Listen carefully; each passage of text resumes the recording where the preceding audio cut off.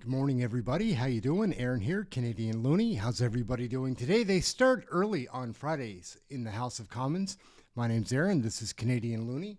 Like, share, subscribe. Hello, Annie. What's up, Nelson? Good morning, Common Sense. Let's get into this. I've got an interview to watch here quickly.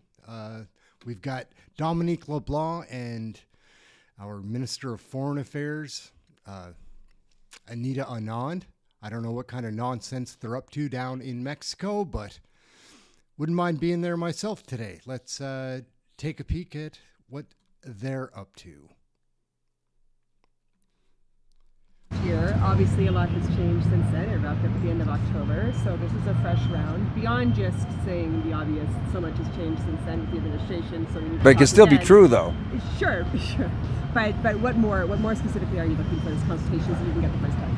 So you're right. There had been a previous consultation. I saw a summary of the submissions. There had been a number of active participants, but if you think in 12 months, a great deal has changed. A new American administration, some of their tariff policies, both the reciprocal tariffs, the 232 sectoral tariffs, and the whole world has been adjusting to a new global trading relationship.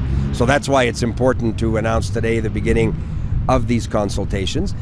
We're looking for very specific suggestions from Canadian industry and Canadian workers in terms of what we might advance at the bargaining or at the review table with the United States. My conversations with premiers, I speak regularly during a typical week with a number of premiers. They're coming to us with very specific suggestions in sectors that they see under significant pressure. So I'm optimistic that we'll receive a great deal of positive advice, businesses, workers, provincial and territorial partners, and then we'll have to put that in a context that begins the review discussion. But we believe, some months away from that sort of formal sitting down with the Americans and the Mexicans to what would be the first meeting of this review process. But what's encouraging for me is Secretary Ebrard described their own process, which is very similar to ours. So that to me was encouraging. Can I just add? Sure, Anita? Could I just add something to that, please? There's an ongoing dialogue as well, cross-border.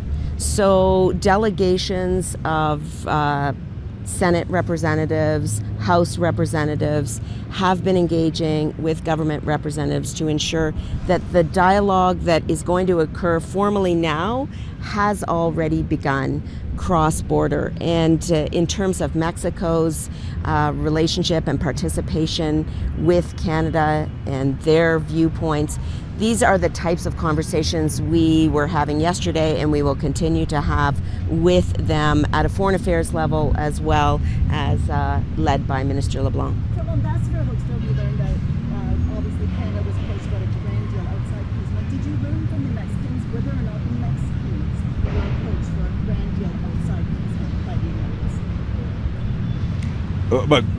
But we don't speak for the Mexican government. No, we don't. Where And Mexico's sitting, I'll just say that my counterpart is Secretary de la Fuente, and our counterpart in the United States is Secretary Rubio. We had a lengthy conversation also over dinner last night about continuing to ensure that there are strong bilateral relationships on numerous issues with the United States from each of our perspectives while the trade discussion is occurring. These fundamental relationships to the health and prosperity and the robustness of the North American economy have to continue along multiple axes, and that's what Secretary de la Fuente and I spoke about, how we ensure a strong relationship with the United States along those other axes while the trade view. On the UN. Parler de, we need this in French and English, but parler de la reconnaissance de l'État palestinien, il y a la rencontre à l'ONU la semaine prochaine. Concrètement, qu'est-ce que ça veut dire? What does it mean? What does it mean? Give us concrete steps. Can I just add right to that? I want to something else explained. You talked about normalization, but Canada already has a representative office in Ottawa.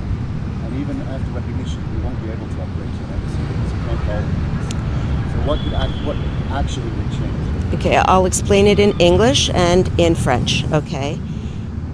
In international law, there are separate processes for bringing a state to the fore. One, and the first, is recognition. Recognition, from a Canadian perspective, is not a difference in the two-state solution policy that Canada has long had over decades. In order for this two-state solution to be viable, given what is happening in Gaza, recognition now is extremely important and necessary because the viability of a two-state solution is eroding. If I could continue, normalization differs from recognition. Recognition is binary. You either recognize or you do not. Normalization is a process, and the process of normalization involves increases in diplomatic relationships. It involves opening embassies. It involves opening consulates. It involves ensuring that there are processes for transfer of citizens between the two states to people at with issue. criminal records, so, or as to you can individuals see, who one is may binary, not even one is discretionary, and Canada will retain discretion, as will all other states that we are working with. The UK, France, and Australia, we're having deep conversations in about. one moment, we're going to cross over to the House of Commons and see what we can find. They are running, so we should be able to do this. Here we go. How's everybody doing today? Why would the Liberal government create a new system of potentially limitless chain migration? This is deeply concerning. After 10 years of the Liberal government's Liberals destroying our immigration system, we can't be surprised, Mr. Speaker. Now, on the second part of this bill, which Conservatives do support, that is the adopted children provision. Right now, provisions in the Citizenship Act state that when a Canadian citizen adopts a person born outside of Canada, the parent would then need to start a lengthy process of applying for a child's permanent residence. Instead, this bill would remove an unnecessary burden on adopting parents and treat an adopted person as if they were born here in Canada, automatically granting Canadian citizenship to the child. This is a simple and reasonable approach, achieving equal treatment for adopted children, and the Conservatives support this. Thirdly, Mr. Speaker, we come to restoration of citizenship to lost Canadians. As a result of compounding legislation and amendments to Section 8 of the Citizenship Act, a group of people born to Canadian parents between February 15, 1977 and April 16, 1981 had to apply to reinstate their citizenship before turning 28 years old. Those who did not apply to reinstate their citizenship lost it, despite being raised in Canada, going to school, and starting their families here. Conservatives support provisions in Bill C-3 to correct this error. And Mr. Speaker, Canadians are paying the price for the Liberals' out-of-control immigration policies. And let me be clear, immigration is important to our country, but the government must have control over it. And right now, the Liberals have zero control over their immigration policy. Effective immigration policy should be tied to outcomes, and it should consider the supply of housing, health care, and jobs. This is important not only for Canadians who are trying to buy a house, find a job, and get a family doctor, but it's equally important for newcomers themselves. It's wrong to set immigrants up for failure in a country that doesn't have the capacity to support them. And unfortunately, the Liberals have lost complete control over immigration. Let's examine health care, for example. Last year, the Liberals brought in nearly 500,000 permanent immigrants. Meanwhile, 6.5 million Canadians don't have a family doctor. The Liberals see no problem adding hundreds of thousands of new patients to a health care system that is already overburdened. Meanwhile, emergency room closures are occurring on a regular basis, while health care workers are burnt out from working millions of hours of overtime. In fact, Canada is currently short at least 23,000 family doctors and 60,000 registered nurses, with these numbers set to dramatically increase in the next few years. You don't need to be an economics degree to understand that increasing demand on our healthcare system through unfocused immigration while supply of capacity is collapsing is a recipe for disaster. I guarantee you our healthcare system is only going to get worse under the Liberal government's failed immigration policy. The Liberals aren't just driving up demand through their failed immigration policy, they have failed to build capacity too. While the government adds record demand to our healthcare system, at the same time, they are restricting supply of qualified healthcare professionals from working. According to the Health Minister's own department, of the 200,000 internationally trained health professionals employed in Canada, 80,000 are not working in their field. 80,000 internationally trained healthcare professionals who immigrated to Canada thinking there was a place for them to contribute to our overwhelmed healthcare system are being blocked from working. Mr. Speaker, I met a vascular surgeon from Brazil who has years of training and experience yet sees no path to practicing in Canada. The Liberals bring doctors and nurses to Canada for their expertise and block them from working in their profession. I was in Toronto where I met a doctor from Argentina with many years of experience. She came to Canada hoping to use her skills and experience to provide care for our people. Today, she works at Home Depot because gatekeepers and licensing bodies block her from getting certified to practice. For 10 years, the Liberals have turned immigration into a numbers game while ignoring capacity, ignoring the needs of Canadians, and ignoring the very newcomers they claim to welcome. Mr. Speaker, blocking doctors and nurses from working while adding millions of new patients to a broken healthcare system is insane. We cannot fix our broken healthcare system without fixing our broken immigration system first. Conservatives are committing to fixing the problem. We should only invite the right people in the right numbers so that our healthcare system can catch up. At the same time, we must implement a Blue Seal national professional testing standard to ensure foreign-trained healthcare workers can work in Canada. We must enable healthcare workers to take their skills wherever they are needed across our country. Conservatives know that the parts of Bill C-3 have potential, but we cannot support rushed Liberal legislation that is so poorly thought out.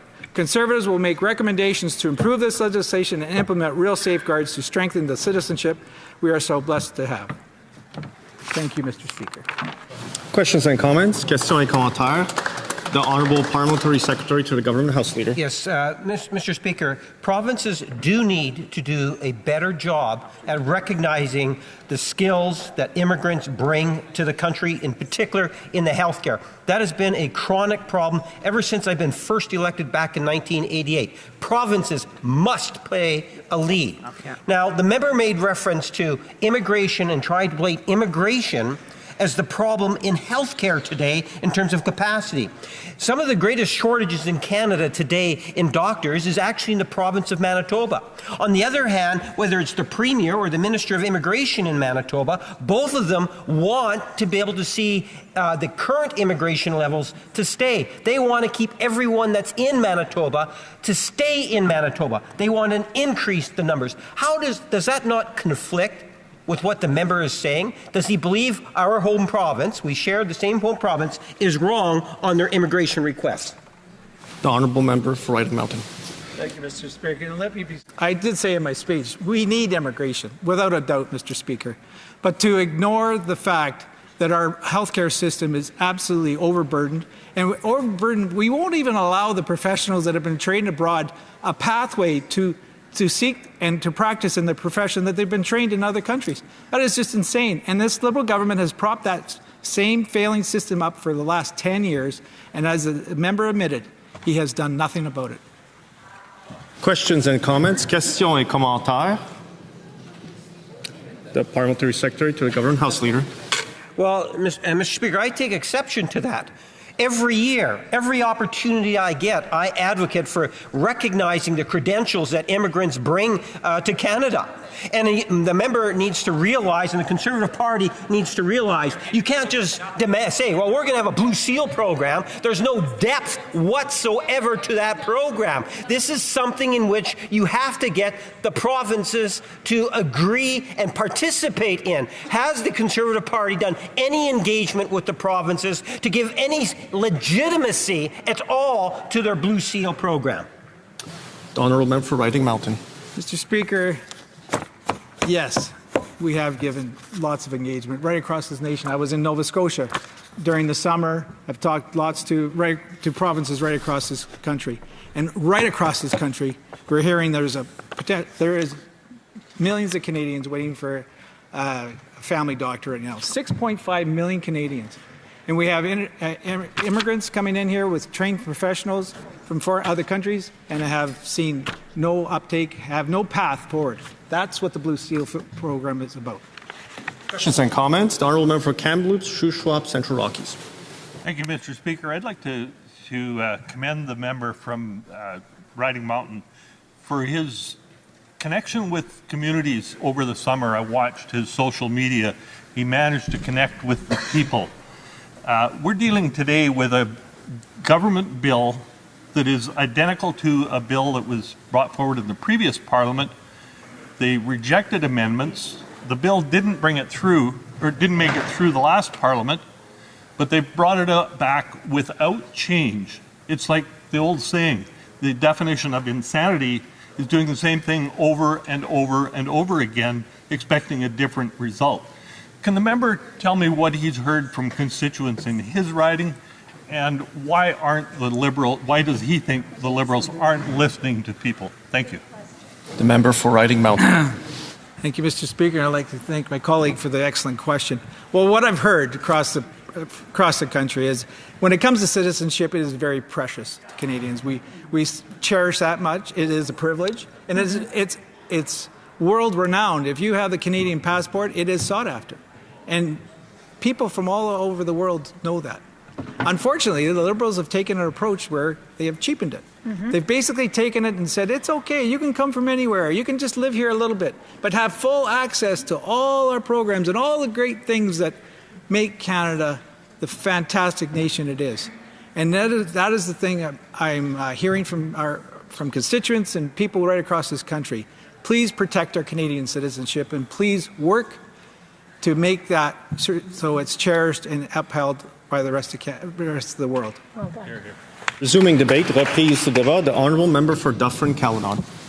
Thank you very much, Mr. Speaker. It's great to be able to be here and to talk on behalf of the great people of Dufferin-Caledon who've re-elected me to come to the House of Commons and fight for common sense, which is often a difficult thing to do with this Liberal government. And this piece of legislation is the perfect example of why we have to fight. So I want to talk a little bit about how these Liberals have absolutely destroyed the consensus in Canada on immigration, how they've botched the immigration system in so many ways, and they've brought that incompetent approach to this particular piece of legislation. And the consequences for this, of course, Mr. Speaker, will be far and wide, and ultimately Canadians will pay the price, like they pay the price for all of the Liberal mistakes and errors and debacles and corruption over the past 10 years. Mm-hmm. So what pains me the most to talk about the breakdown of the consensus in this country on immigration and refugees is the fact that my wife actually came to Canada as a refugee. She's a Kosovar Albanian, and Canada had a wonderful program, Operation Parasol, to bring Kosovar Albanians fleeing from the ethnic cleansing that was going on in Kosovo at that time. And to see the reports of the decline on the consensus of Canada, known as the beacon of acceptance for immigration and refugees, watch that decline happen over the past 10 years because of Liberal incompetence it's really actually heartbreaking. Yeah. And most Canadians, I think, are heartbroken by this. There's a couple of polls actually that talk about this, which are really, in my estimation, tragic. Polera had a study in 2025 that compared to views from 2002. In 2002, immigration was viewed as a positive plus 31. In 2025, it's now down to a plus 2. That's a 29-point decline as a result of the mess that these people have made with respect to the immigration system. So these are catastrophic declines. And you also would look at the share of people who believe that Canada is accepting too many immigrants. Again, we go back to 2002, it was 34%. We look at 2025, it's now at 60%. Now, who's responsible for that? It's not the people that come to Canada. That's not their fault. They came to Canada because they want the opportunities and the better life that Canada provides, just like my wife and her family. My wife came to Canada with English as a second language. In fact, she spoke no English and went to high school and has gone on to get a master's degree and has had a great career. Yeah. That's the epitome of why people come to Canada, because of the opportunities that this great company affords. So when we look at what they've done, the mess they've made with the immigration system, it's a tragedy for all Canadians. And the fault and the buck stops 100% with the people on the other side here, because they've made this absolute mess. Now, I could talk for 3 hours about the actual specifics of the mess, but I mean, I would point out that at one point, this Liberal government allowed an accused ISIS terrorist to immigrate to Canada. This person was accused in 2015 of being in a video where they dismembered someone, and they let this person come to Canada. This is the disrepute they've brought the system into. And in fact, in 2024, Mr. Speaker, I actually did an OPQ, and I asked how many people were processing applications in CIC and how many applications were actually coming in. And then you can do some simple math. I know math isn't great for these guys. They think that an affordable housing program is 4,000 houses for $13 billion. So math is not their strong suit. Fair. But when you actually broke down the number of people who were processing the applications and the number of applications that were coming in, because they had set the levels so high, it worked out that someone assessing an immigration application had 30 minutes per application. Wow. 30 minutes. So you can imagine how someone like the person I just described ended up in Canada. You increase the volumes of people to such high levels, you have no security screening, and you end up with the challenges that we have. So again, now they've brought forward a piece of legislation on citizenship. And let me say, I'm a proud Canadian. I know my wife's proud Canadian, their whole family, they are proud Canadians as well.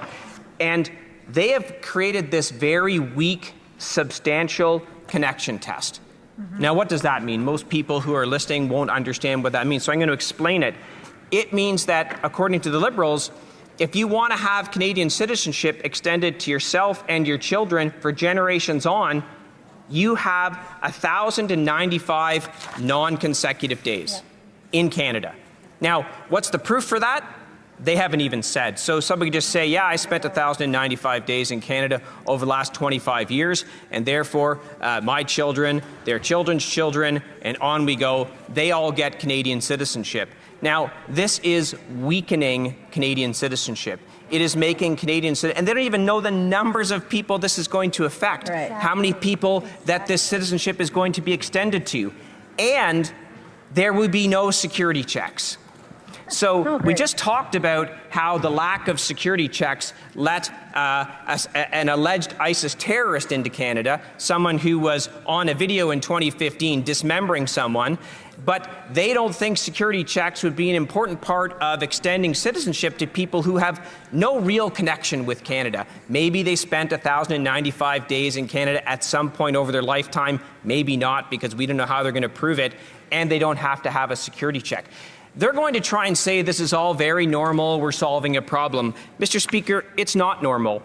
This approach isn't normal in the developed world. The United States, Britain, France, Italy, all cap citizenship to the first generation born abroad. Now, that's important because there is value in Canadian citizenship, and they are going to extend this to all kinds of people who have very little connection to Canada. And how far will that extend? We actually don't have the numbers. We have maybe some estimates, but even the government doesn't know, which of course doesn't surprise me, because they come up with things on the back of a napkin and never know what the consequence of that's going to be. It's much like when I was the shadow minister for the environment and I asked the deputy minister, what is the actual build out of the cost of the charging network all across Canada when we get to the 100% zero emission vehicle mandate? They looked at me and said, we haven't calculated that to the end point. So you're going to mandate no one gets to drive a gas-powered vehicle. They all have to be zero-emission vehicles, and you don't know what the cost of the charging network is going to be. This is how Liberals have run this country for the last 10 years, That's right. which is why we're in the mess we are on a whole host of levels. Yeah. So I just had a town hall in the town of Bolton a couple of weeks ago, and let me tell you, immigration was absolutely on the agenda. So when I talk about the statistics of the decline in support for immigration, I felt it in person at that meeting. People are saying, Kyle, the numbers are too high. Now, if I had talked about this particular piece of legislation, I didn't get the opportunity, I know what the good people of Dufferin-Caledon would have said. They would have said, that's ridiculous. And many of the people in that town hall are immigrants. They came to this country because they wanted the opportunity that Canada provides. They would have been outraged with the decision to do this. So what has been the consequence of the mess they've made of immigration in Canada? We can look at the jobs market. Big topic of discussion at my town hall was, my son, my daughter can't get a job, which is one of the reasons why we have said we are eliminating the temporary foreign worker program. Because far too many people have come into this country taking jobs away from Canadians. So the TFW program is a part of that problem. The mess on immigration is going to take a very long time to fix, the Liberal mess on immigration. So when we look at this, we see an absolute another mess happening that the Liberals didn't have to make. They could have fixed this problem very simply, but they didn't. They chose a weak test, 1,095 days. At any point in your life, you get Canadian citizenship, and you can then pass it on to your children. Mr. Speaker, this is a terrible piece of legislation. Conservatives fought it in the last Parliament. We will fight it in this Parliament, and we will seek to make amendments to bring some common sense to this terrible piece of legislation. Thank you very much. Questions and comments. Questions et commentaires. The Honourable Member for Carleton Trade Eagle Creek. Thank you very much, Mr. Speaker, and I thank our honourable colleague for outlining the issues that we on this side of the House have with this piece of legislation. I know that he's mentioned his wife and his wife's family who have come to Canada and who have embraced becoming Canadian citizens, and I'm wondering if he could comment on what the impact of reducing the requirement to obtain citizenship has on those individuals who are coming to Canada, who are going through the process, who perhaps are even fleeing persecution. What impact does that have on those individuals who have gone through a very lengthy process? Thank you. The Honourable Member for Dufferin-Caledon. Mr. Speaker, my colleague makes a perfect point on this.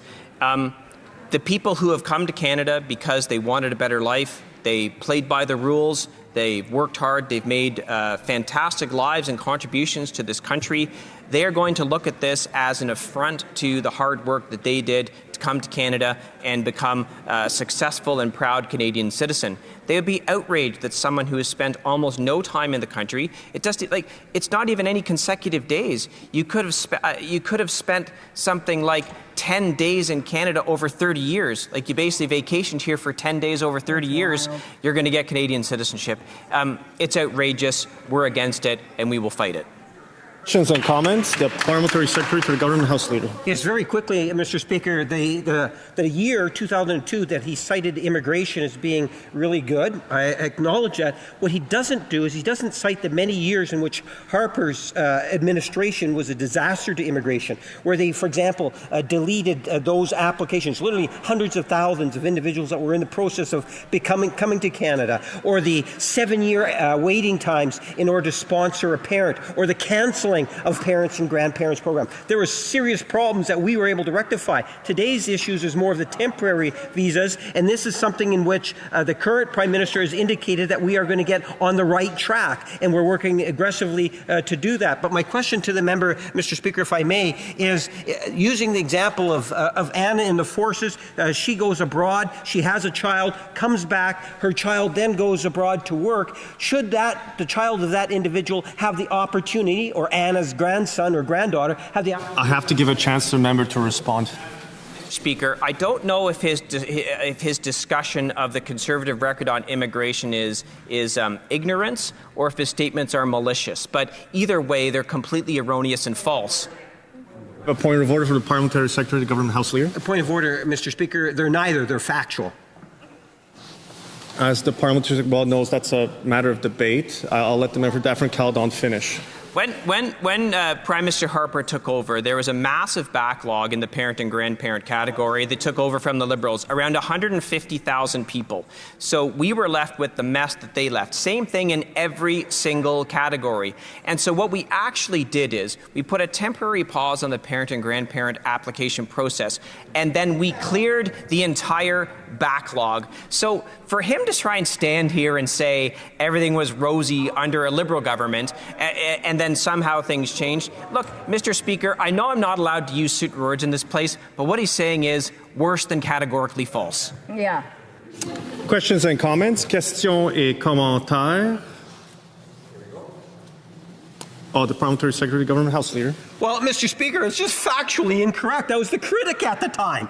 If the member was there, he would know that actually the waiting times to get a spouse was years through the Harper era. The Harper government literally canceled the parent and grandparent sponsorship program. The reason why they canceled it is because it was such a disaster that it took up to 7 years to get and sponsor a parent or grandparent to come to Canada. Harper was a disaster on immigration as a whole. Would he not confess to the reality of the situation? After all, he was there, Mr. Speaker, and I'm sure if he was to... And I'm sure, Mr. Speaker, that he can recall that. The Honourable Member for Daffron-Caledon in 25 seconds or less. I confess he lives in an alternate reality, Mr. Speaker, because this was how they set up the parent and grandparent program.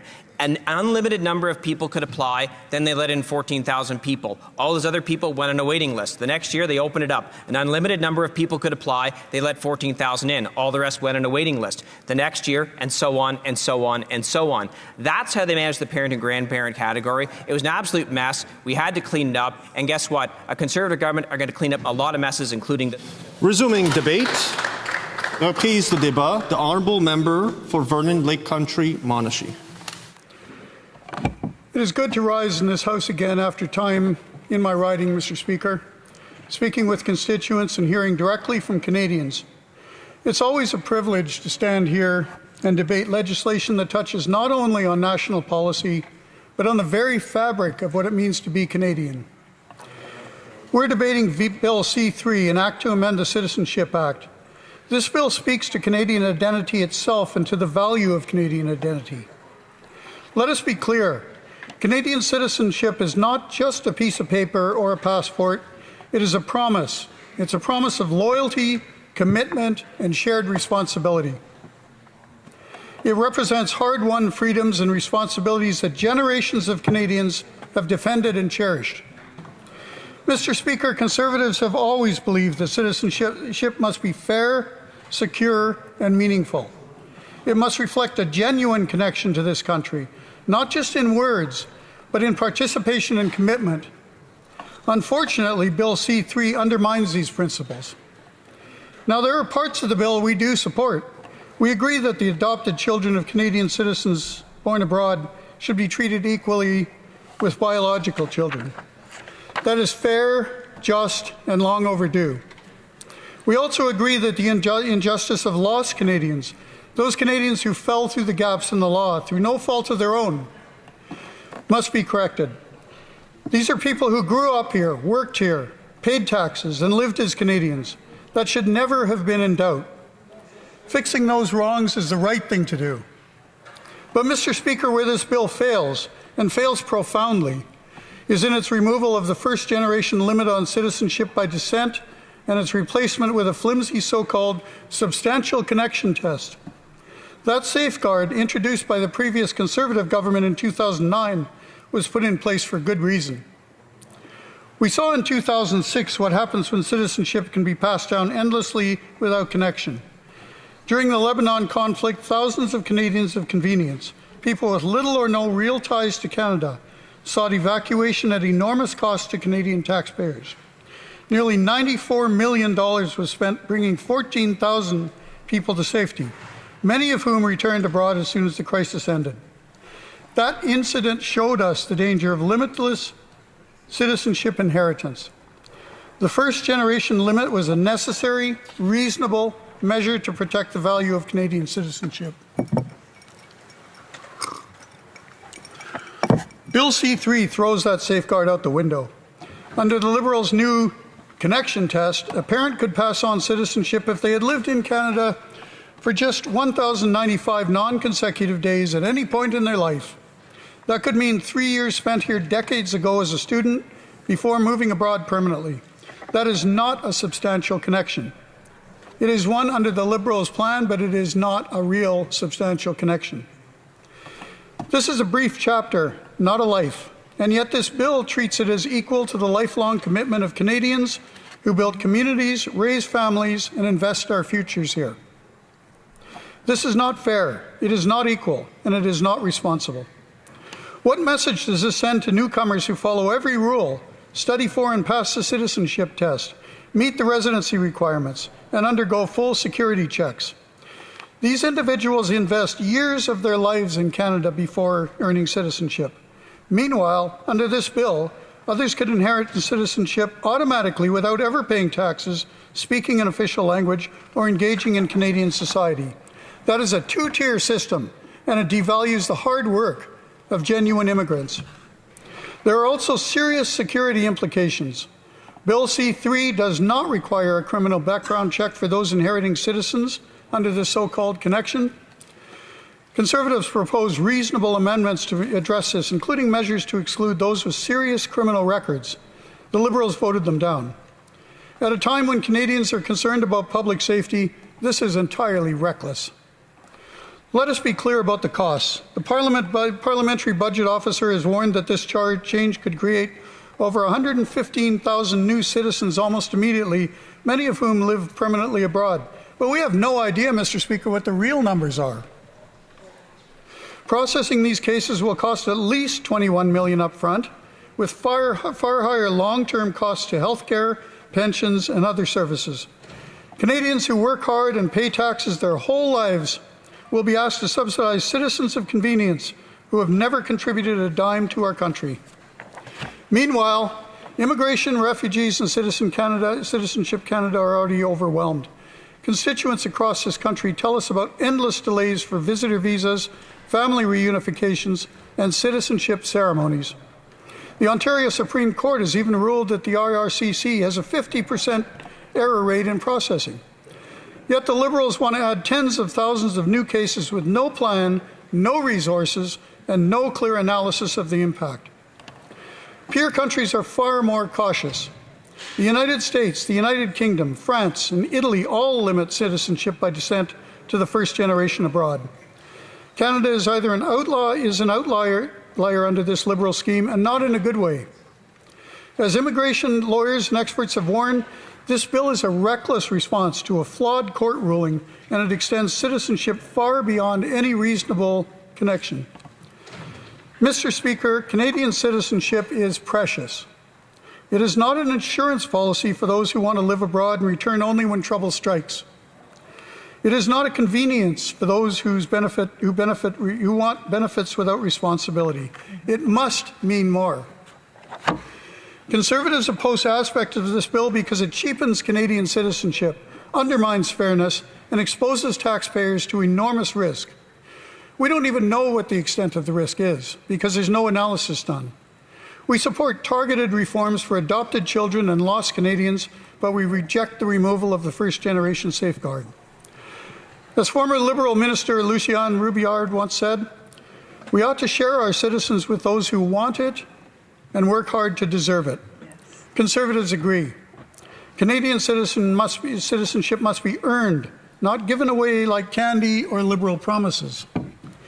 Mr. Speaker, citizenship is not just a document. It is a commitment to Canada, its people, and its future. Only common sense Conservatives will ensure that it remains strong, meaningful, and respected around the world. Thank you. Questions and comments? Questions et commentaires. The Parliamentary Secretary to the Government House Leader. Yes, Mr. Speaker, if I may, I'd like to give a hypothetical example that reflects the reality in many ways. And that is, let's say you have Anna, who's a member of the Canadian Forces, and she's posted overseas. After her posting, or during her posting overseas, she has a child. Then she comes back to Canada with child. As the years go by, her child gets a job opportunity in Europe. As a direct result of that, if her daughter has a child, questions about citizenship would be raised. My question to the member is, does he believe Anna, the member of the Canadian Forces that actually had the posting overseas, should be able to have her grandchild as a Canadian? The Honourable Member. I'm not going to deal with hypotheticals. There are all sorts of hypotheticals we can weave together to make some sort of narrative out of it. I'm not going to do that. These things will be dealt with as they arrive, quite through the courts, as you know. I'm not going to deal with hypotheticals. I can come up with 10 dozen hypotheticals for you too. Just before we continue, the you words through the speaker, I won't be responding. Questions and comments? Questions et commentaires. The member for Long Range Mountains. Mr. Speaker, the requirement for the criminal records check is not written within the legislation. This is something that I'm extremely concerned about, something that I hear, and I'm just curious if my colleague would like to speak to that or expand on that a little bit more and just give him opportunity to respond if this is a concern that he also has. Thank you, Mr. Speaker. The Honourable Member for Vernon, Lake Country, Monashee. Certainly. I mean, the answer presents itself in our history. We've let numerous people who should not be here through. Often the problem is a lack of criminal record check. I mean, we must safeguard our borders. We have to do that. We have to do it for our own sake. We have to do it for international reasons. We cannot simply open the gates and let people in who without any sort of criminal record check at all. Questions and comments? Questions et commentaires. The Honourable Member for Carlton Trail, Eagle Creek. Thank you very much, Mr. Speaker, and I thank my honourable colleague for his speech today. I'm just wondering if he would be able to advise the House if in his review of this legislation he has seen a plan included in the legislation to solve the new influx of citizenship applications if we're going to add 30% more in just 5 years. Honourable Member. Certainly. There has been no analysis. We have no idea whether it's 30%. We have no idea what the actual number of new Canadian citizens will be. And this at a time when our immigration system is buckling, frankly, from too many people coming in. To add to that is reckless, as I said in the speech. It's irresponsible. It's reckless. There's been no analysis done whatsoever. I mean, this is kind of the way that the Liberal government has operated, is do things because they sound good on paper without any analysis, and they end up creating a new disaster. And there are several disasters that we're dealing with right now because of that problem. Thank you. Questions and comments? Questions et commentaires. The Parliamentary Secretary to the Government House Leader. Yes, thank you, Mr. Speaker. I do want to go back to the hypothetical example that I gave to the member. Often when you take a look at legislation, you reflect in terms of the need for the legislation based on what's happening abroad or in our communities. I think it's a legitimate question to ask the member for his, at the very least, his own personal opinion, Mr. Speaker, in regards to should, in that case that I raised with Anna, should her grandson or granddaughter be allowed to have a Canadian citizenship? She shouldn't have to go to a court to make that determination. We're saying, yes, that Anna's granddaughter or grandson would, in fact, be able to have a Canadian citizenship. Does he believe that that should be the case? The Honourable Member for Vernon Lake Country, Monasheen, 30 seconds or less. I'm not going to make a judgment on a hypothetical. Again, you're creating a hypothetical. Mr. Speaker, a hypothetical question has been put to me that I have no answer for. The courts certainly do have an answer for it. I would simply ask the member to reflect on some of the people we have let in who should not be here. Reprise de débat. Resuming debate, the Honourable Member for Argenteuil-La-Petite-Nation. Thank you, Mr. Speaker. It's a pleasure to take the floor today to speak to Bill C3. This is a transformative bill around Canadian citizenship, and fundamentally, the purpose of this bill is to recognize people's ongoing links with Canada, regardless of wherever their lives may have taken them. I've been a member, and since 2015, I've met with a number of families in my riding, and they've been reunited through immigration. And my family, the Lauzon, and the people in my riding, we have no links in my family to people from other nations, but I've had to deal with cases in my office, and the support, the assistance we were able to provide those families, I saw firsthand how important that was to them. And fundamentally, this bill would help true family, can help people with true connections, and to give them a status. But beyond that, it's about belonging to a diverse and welcoming community. So the fact is, we live in a world, in an ideal world, we should be able to reunite all families. But unfortunately, that's not the reality of today. In today's interconnected world, where immigration and mobility are omnipresent, Canada can set an example here to other countries in the world and show them how important family reunification is. So Canada has to take a principled approach to this that includes diversity and trans-border families, and we need to help the many Canadians who live and work abroad, people in the arts, culture, science, education, global trade, and in the humanitarian sector. Those are just some examples of the fields Canadians work in outside Canada. But they maintain strong ties to Canada. And it's important to ensure that the children of these Canadians, whether they are born or raised abroad, this is a question of not just fairness, but also strengthening social cohesion. And today, I'd like to tell you what new Canadians have said about the importance of citizenship. what foreigners who've come to Canada have told me since 2015. The conversations we've had with families about the importance of reuniting children and grandchildren. The importance of citizenship on that point,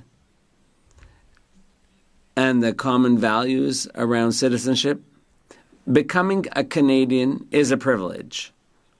It's a privilege, but it's often described as a great source of pride. And our government has taken a serious look at this legislation in an effort to make up for the shortcomings of previous versions. People feel at home here, and they feel proud of their journey to becoming Canadian citizens. Becoming a Canadian citizen is the ultimate destination after years of effort and sacrifice, not just for the individual, but also often for the entire family.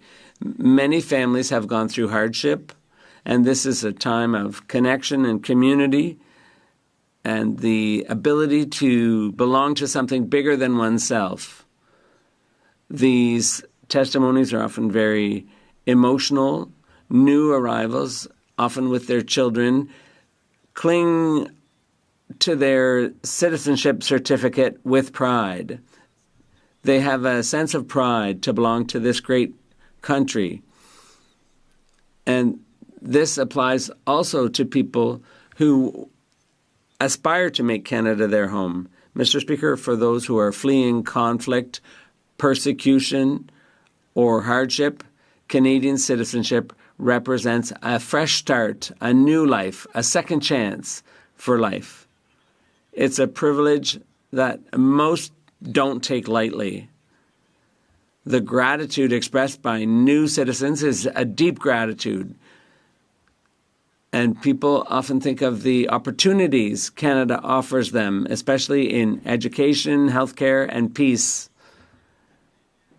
These are the cornerstones of a better future, not just for new citizens themselves, but also for their children and future generations.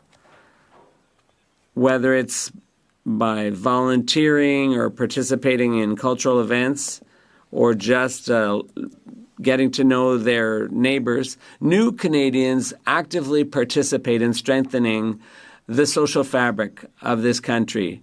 The generosity of Canada inspires them to contribute in many ways to our society. We all know someone in our circles today, especially when you're a federal MP in Ottawa. As a government, we need to remain vigilant to ensure that Canadian citizenship remains a symbol of inclusiveness, fairness, and security, as well as a commitment to those things. And why is it important to me, this bill, C3? Well, this is the very reason we presented this bill, to ensure that citizenship remains fair and transparent.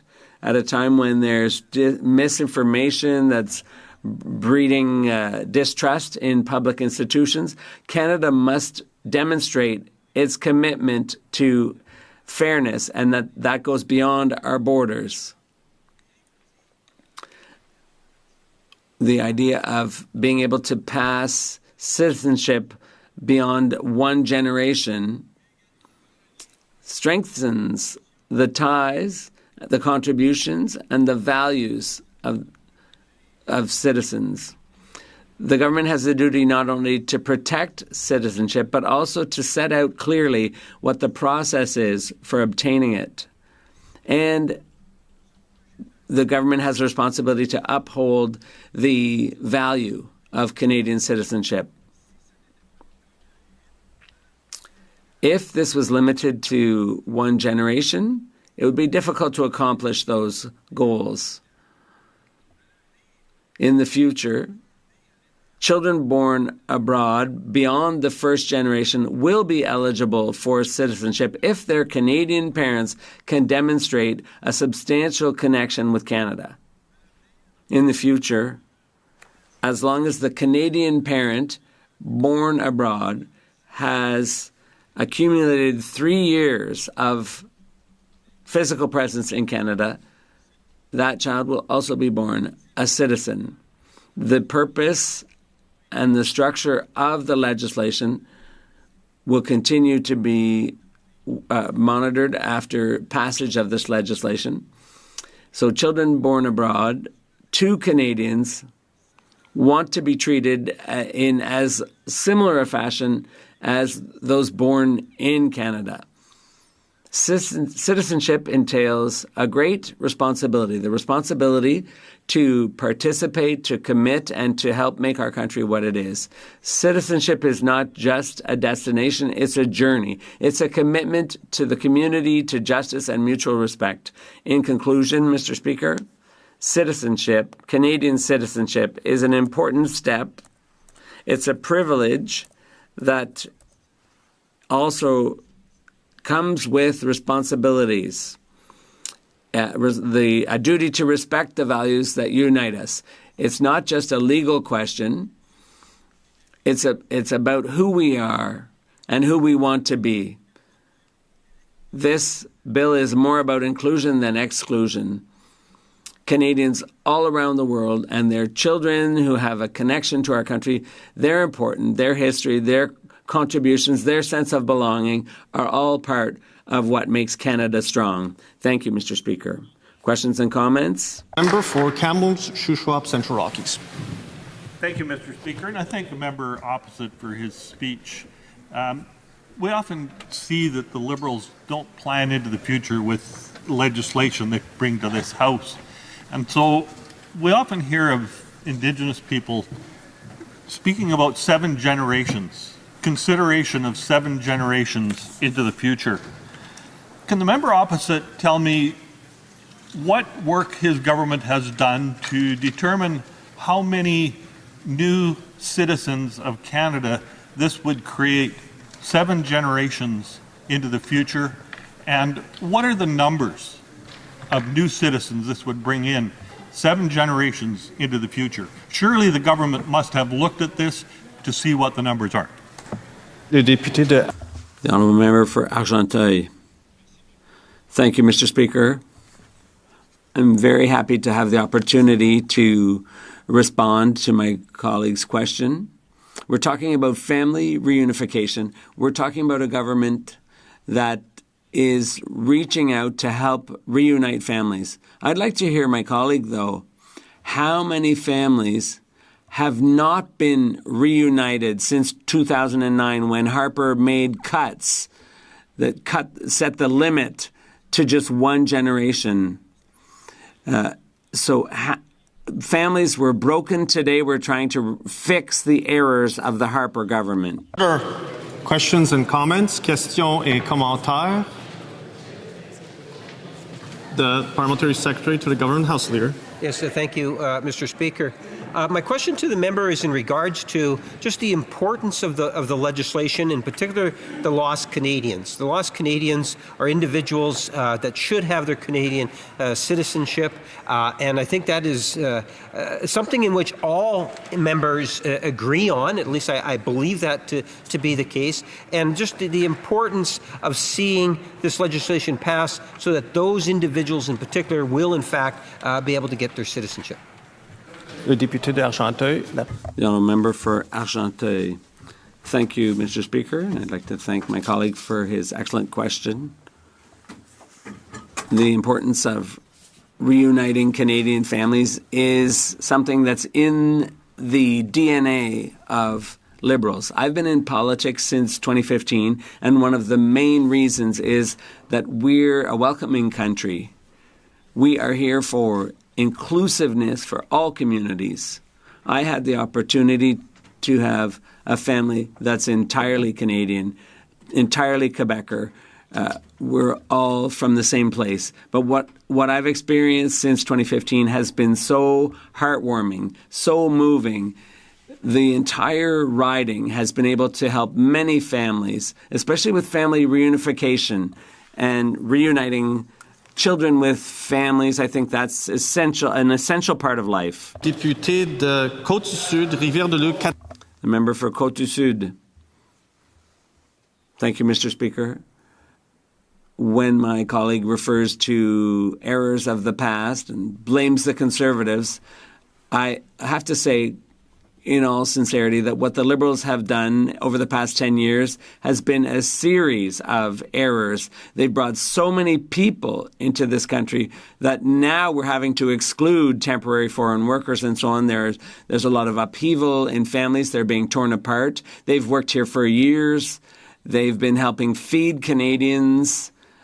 And now they're accusing us of things that happened 15 years ago, which we didn't even do in reality. But they're turning a blind eye to the errors they've made over the past 10 years. The honourable member for Argenteuil-La-Petite-Nation.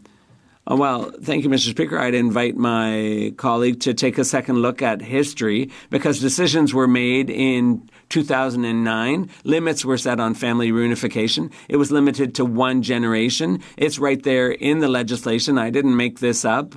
And from then on, there's been a deterioration of the family reunification situation in Canada, and now it's a court decision that has forced us to legislate to respect the Charter of Rights and Freedoms, to respect human rights, and to redress the errors of the past, Mr. Speaker.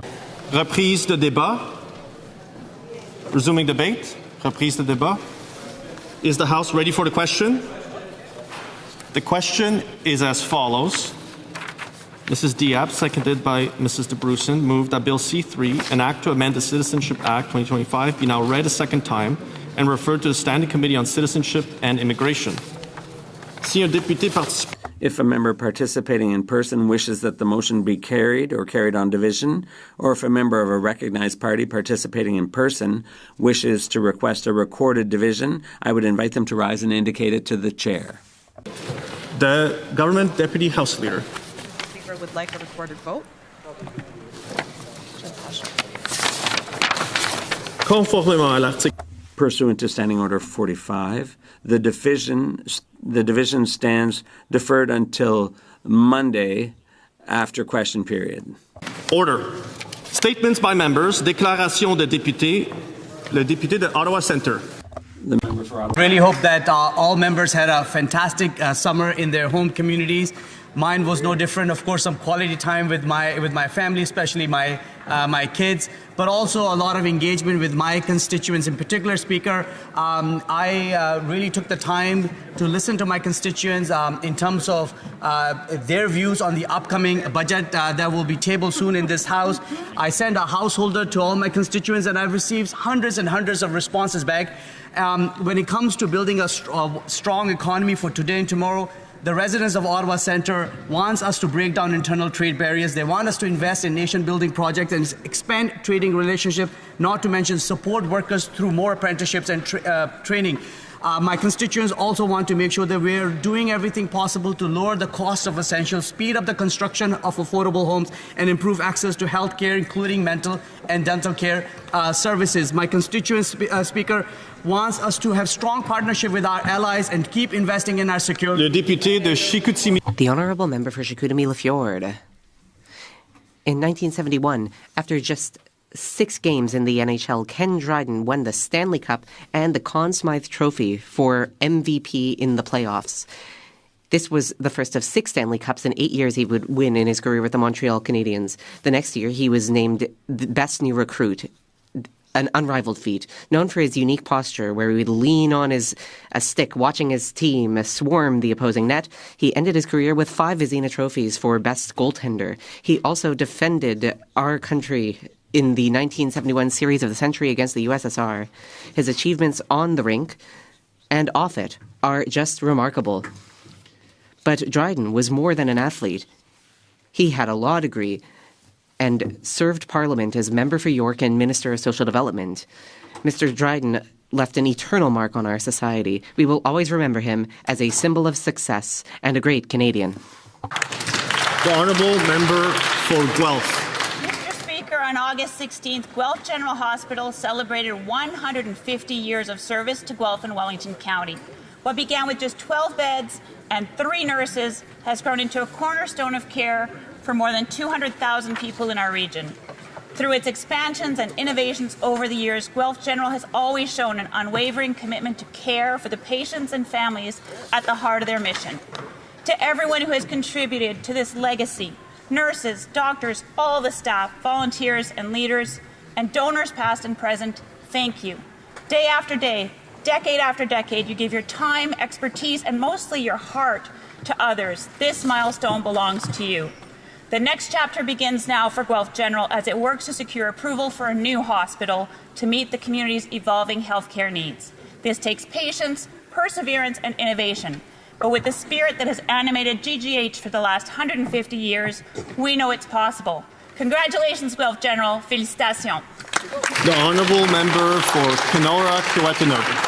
It's great to be back for this fall session of Parliament, Mr. Speaker, and I continue to be grateful to the people of Northwestern Ontario for their continued support. I am here with our Conservative team to work with all members in this House. We are committed to holding this government to account by opposing what is wrong and proposing alternatives in the national interest. Some of our priorities this fall, Mr. Speaker, are addressing the Liberal cost of living crisis, unemployment and rising crime rates. Conservatives are fighting for stronger take-home pay with lower costs and more jobs for Canadians, safer streets by locking up criminals and securing our border. We must also ensure we can open the country for business by cutting taxes and approval times on pipelines, mines, LNG, and more major projects to support our economy and sovereignty. Mr. Speaker, in this Parliament, our purpose remains to restore the promise of Canada, that hard work earns a good life with affordable food, homes and fuel in safe neighbourhoods, and that's what we are fighting to deliver for all Canadians. Thank you. The member for St. Boniface, St. Vital. Monsieur le Président. Mr. Speaker, it is with great sorrow that I rise today to speak to the death of Miss Paulette Duguay, who passed away on August 17, 2025 in St. Boniface, Manitoba. French-Canadian communities. She served as president of l'Union Nationale Métis Saint-Joseph du Manitoba for 10 years, promoting reconciliation, preserving Métis culture, and strengthening ties within the Francophone community. Her commitment and impact were recognized nationally in 2024 when she received the King Charles III Coronation Medal for her exceptional service. L'influence de Madame Ms. Duguay's influence can be seen through her leadership and her relationships, as well as the lives she touched. Her friends and colleagues remember her as a warm, generous, and caring person. On behalf of this House, I would like to express my sincere condolences to her husband, Denis Duguay, her family, her friends, and the many communities that she served so devotedly. Before I go to the next member, just a reminder to members, do not cross in front of the speaker who is speaking and the speaker. It's not just for videos, but it's also a long custom and practice of this House. Le député Côte-du-Sud. The Honourable Member for Côte-du-Sud, Rivière-du-Loup, Kataskamik-Temiscouata. Thank you, Mr. Speaker. Today, I am proud to highlight a number of organizations in my riding who are celebrating important anniversaries, each of which contributes to our community's vitality. The Kamouraska Circle of Farmers is celebrating 70 years of knowledge transmission and solidarity. The 50 and Up Club of Squatek is celebrating its 50th anniversary, as is Magny Gym, representing half a century of passion for sport. In St. Pascal, the 50 and Up Club is celebrating 55 years of engaging with seniors. CARE Montmagny-Lillet is marking 25 years of supporting individuals and employers, as the Montmagny-Lillet CDC is celebrating 15 years of community mobilizing. The Popote Roland des Aulnay is turning 30, as is Tandem Jeunesse, and the Symposium de Peinture Projection 16 to 35 is celebrating 40 years of supporting young adults. To all of these organizations, their volunteers and partners, thank you for your devotions. Congratulations on these anniversaries. And all of this speaks to your lasting impact on our region. MP for London Centre. Thank you, Mr. Speaker. I rise to pay tribute to Colour by Schubert, an extraordinary London business in place since 1982, carrying out custom image framing, restoring trusted images, and doing incredible high-quality prints for decades now, Mr. Speaker. The photography world has changed, as we know, but what's never been unwavering is their commitment to their customers and to our community. This is an extraordinary business. And as Roland and Moira and David move towards retirement from the business. I want to thank them for serving our community. I speak from some experience, Mr. Speaker. Our family has had work done by Color by Schubert. It's always been the best. You can't say more about an outstanding business like this. They have supported organizations as well throughout the community over these years. They are tremendous people and a testament to the power of entrepreneurship in our community. Again, Roland, Moira, and David, we wish you nothing but the best. Thank you very much. The member for Richmond Centre Marpole. Mr. Speaker, promises don't build homes. Builders do. The Prime Minister promised Canadians 500,000 new homes per year. Instead, he's delivering a new housing bureaucracy that will build just 4,000. Another Liberal bait and switch. Housing starts are collapsing, down 49% in the GTA, 65% in Toronto, and even Vancouver is falling. Families are now spending 55% of their income just to keep a roof overhead, the worst in the G7. Homelessness is doubling, and 70% of Canadians say owning a home is impossible. The Prime Minister says he's working with local governments to solve this crisis, but municipalities call that nothing more than passing the buck. Canadians know the truth. The Prime Minister builds bureaucracy, not homes, and Canadians cannot live in promises. They need homes. The Honourable Member for Laurentides-Labelle. Michelle Beauduc. If I say her name today, it is because he's a pillar of our social fabric, a social organizer with expertise in homelessness and drug addiction. He's had a great influence on Quebec society. I worked with him for years, and I witnessed a man who never gave up. When he met someone homeless, he would not look at them with scorn and walk by. He would treat them with humanity. For 30 years, Mr. Speaker, the Lise Beauchamp House has served 30,000 meals, has hosted people overnight, all with a skeleton crew of employees. Michelle, thank you for all you have given to our community. Glace Bay. Mr. Speaker, railways make the transportation of essential goods possible and are crucial to our nation's supply chain. Every year, hundreds of incidents happen at railway crossings and along tracks, many which are preventable. This week, we celebrate and observe Rail Safety Week, and I want to highlight the important work of Operation Lifesaver. Now, this is a national program dedicated to promoting rail safety and preventing accidents. This is a moment, Mr. Speaker, to remind everyone to remain careful near the tracks. Let's commit to making our communities safer by supporting Operation Lifesaver's message and practicing rail safety each and every day. Thank you, Mr. Speaker. The member for Vernon Lake Country, Monashee.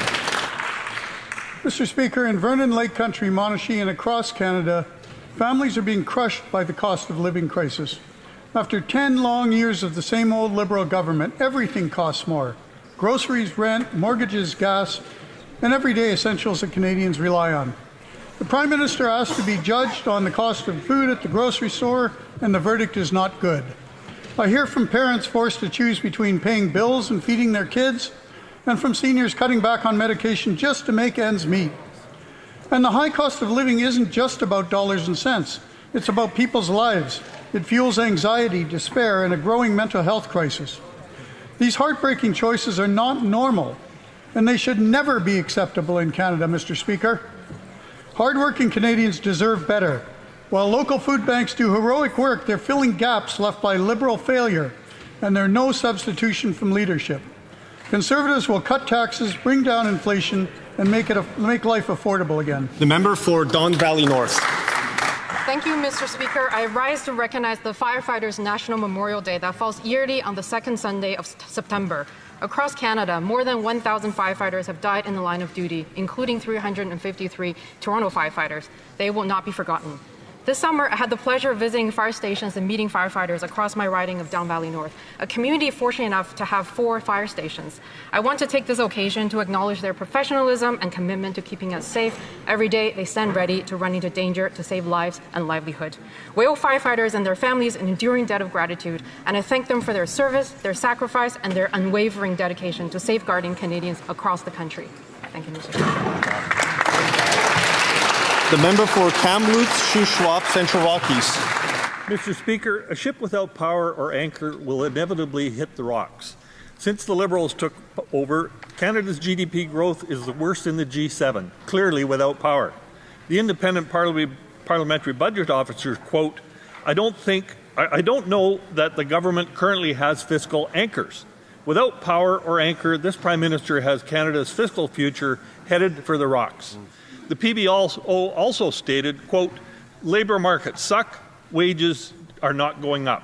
Quote, at this point, it's impossible for us and for you as parliamentarians to assess the likelihood or probability of the government hitting any fiscal target.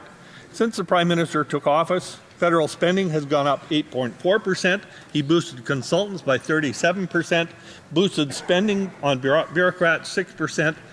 Justin Trudeau left a deficit of $42 billion. This PM's platform raised that to $62 billion. Some estimate it could cost double. It's time to ship around. Député de Bourassa. The Honourable Member for Bourassa. Thank you, Mr. Speaker.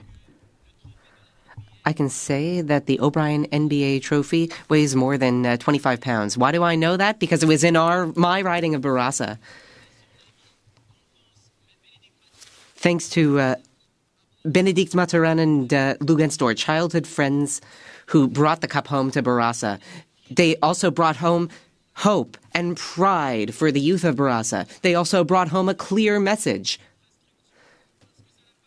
about the need for infrastructure, because it doesn't make sense that more than 40,000 young people in Bourassa are forced to go to another riding just to get the infrastructure they need for training. They brought back pride, they brought back hope, they brought back that clear message that now more than ever, Bourassa must have an athletic centre. Thank you, Mr. Speaker. Member for St. Albert, Sturgeon River. Mr. Speaker, after 6 months, this Prime Minister's record can be summed up as promises made, promises broken. The Prime Minister promised the fastest growing economy in the G7. Instead, he's delivered the fastest shrinking economy in the G7.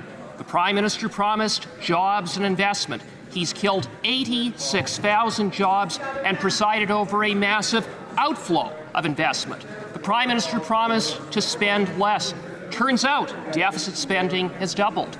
The Prime Minister promised nation-building projects. The record, no new permits, no new projects, and I could go on. Promise after promise made, promise after promise broken. With this Prime Minister, it's a broken record of broken promises. Canadians deserve so much better. Hear, hear. The member for Tayayakan, Parkdale High Park. Thank you, Mr. Speaker. Today I rise to recognize Canadian filmmaker Kunsang Kiryong and the cast and crew of her debut feature film 100 Sunset. The movie premiered at the Toronto International Film Festival and won honorable mention for Best Canadian Discovery Award. 100 Sunset life by non-professional Tibetan Canadian actors. In the words of the award jury, we experienced the gossip, rivalries, and intrigues through the eyes of an observant young thief who rarely speaks but seems to register everything. I saw the movie 2 weeks ago and it's still with me. It's an intimate exploration of the Tibetan Canadian immigrant experience. 100 Sunset was also screened last week at the Review Cinema in the Roncesvalles area of Tayayakan Parkdale High Park, where hundreds of members of our community joined in celebration to see their friends and family on the big screen. It's hitting more screens in Canada next year. Now, how did all of this happen? Well, 3 years ago, Kunsang Kiryong was able to make this film through support that she received from Telefilm Canada's Talent to Watch program, a brilliant Canadian artist supported by an essential Canadian institute. Questions orales, oral questions. The member for Thornhill.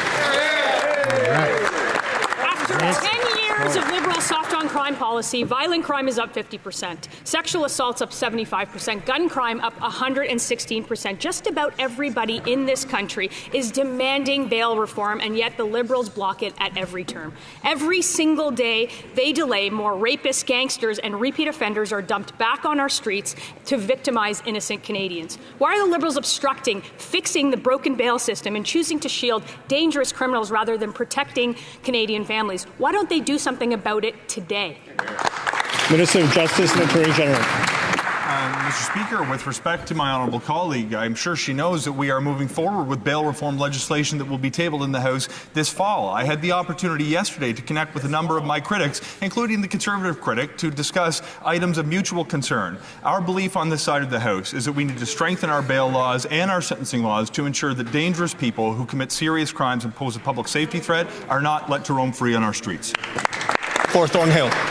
Mr. Speaker, he voted for all of the things to break our system. The now public safety minister actually said during the election that bail wasn't a problem, and the justice minister, who just answered that question, ridiculed Canadians with his Twitter hot takes. After years of headlines about violent offenders released again and again in our streets, the Liberals are obstructing a real solution right now to fixing bail. On Monday, they have a chance to vote for the 3 strikes you're outlaw, to end repeat violent offenders being churned out onto the streets. Do they really think Canadians should wait for the next murder, the next assault, or the next victim? Act now.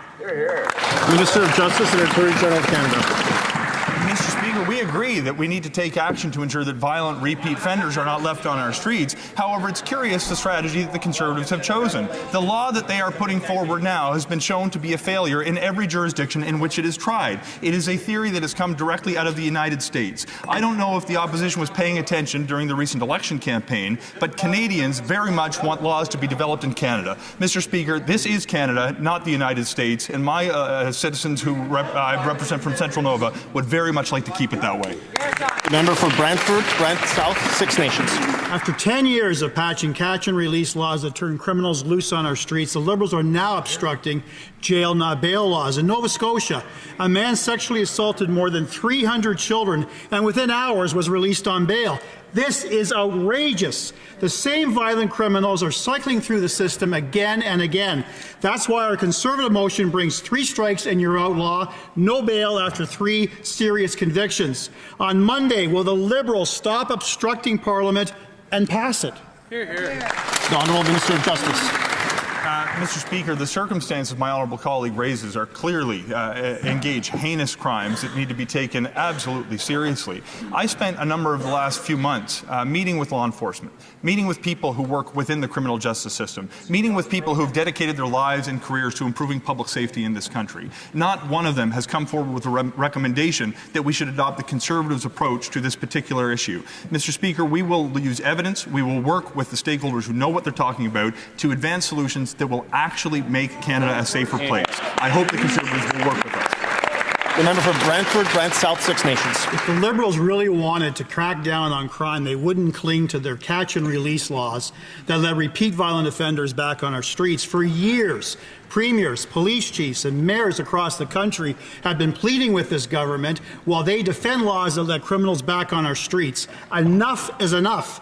Our motion is clear. After 3 violent convictions, no bail, no parole, no house arrest. Will the Liberals stop obstructing Parliament and pass jail, not bail, this Monday, yes or no?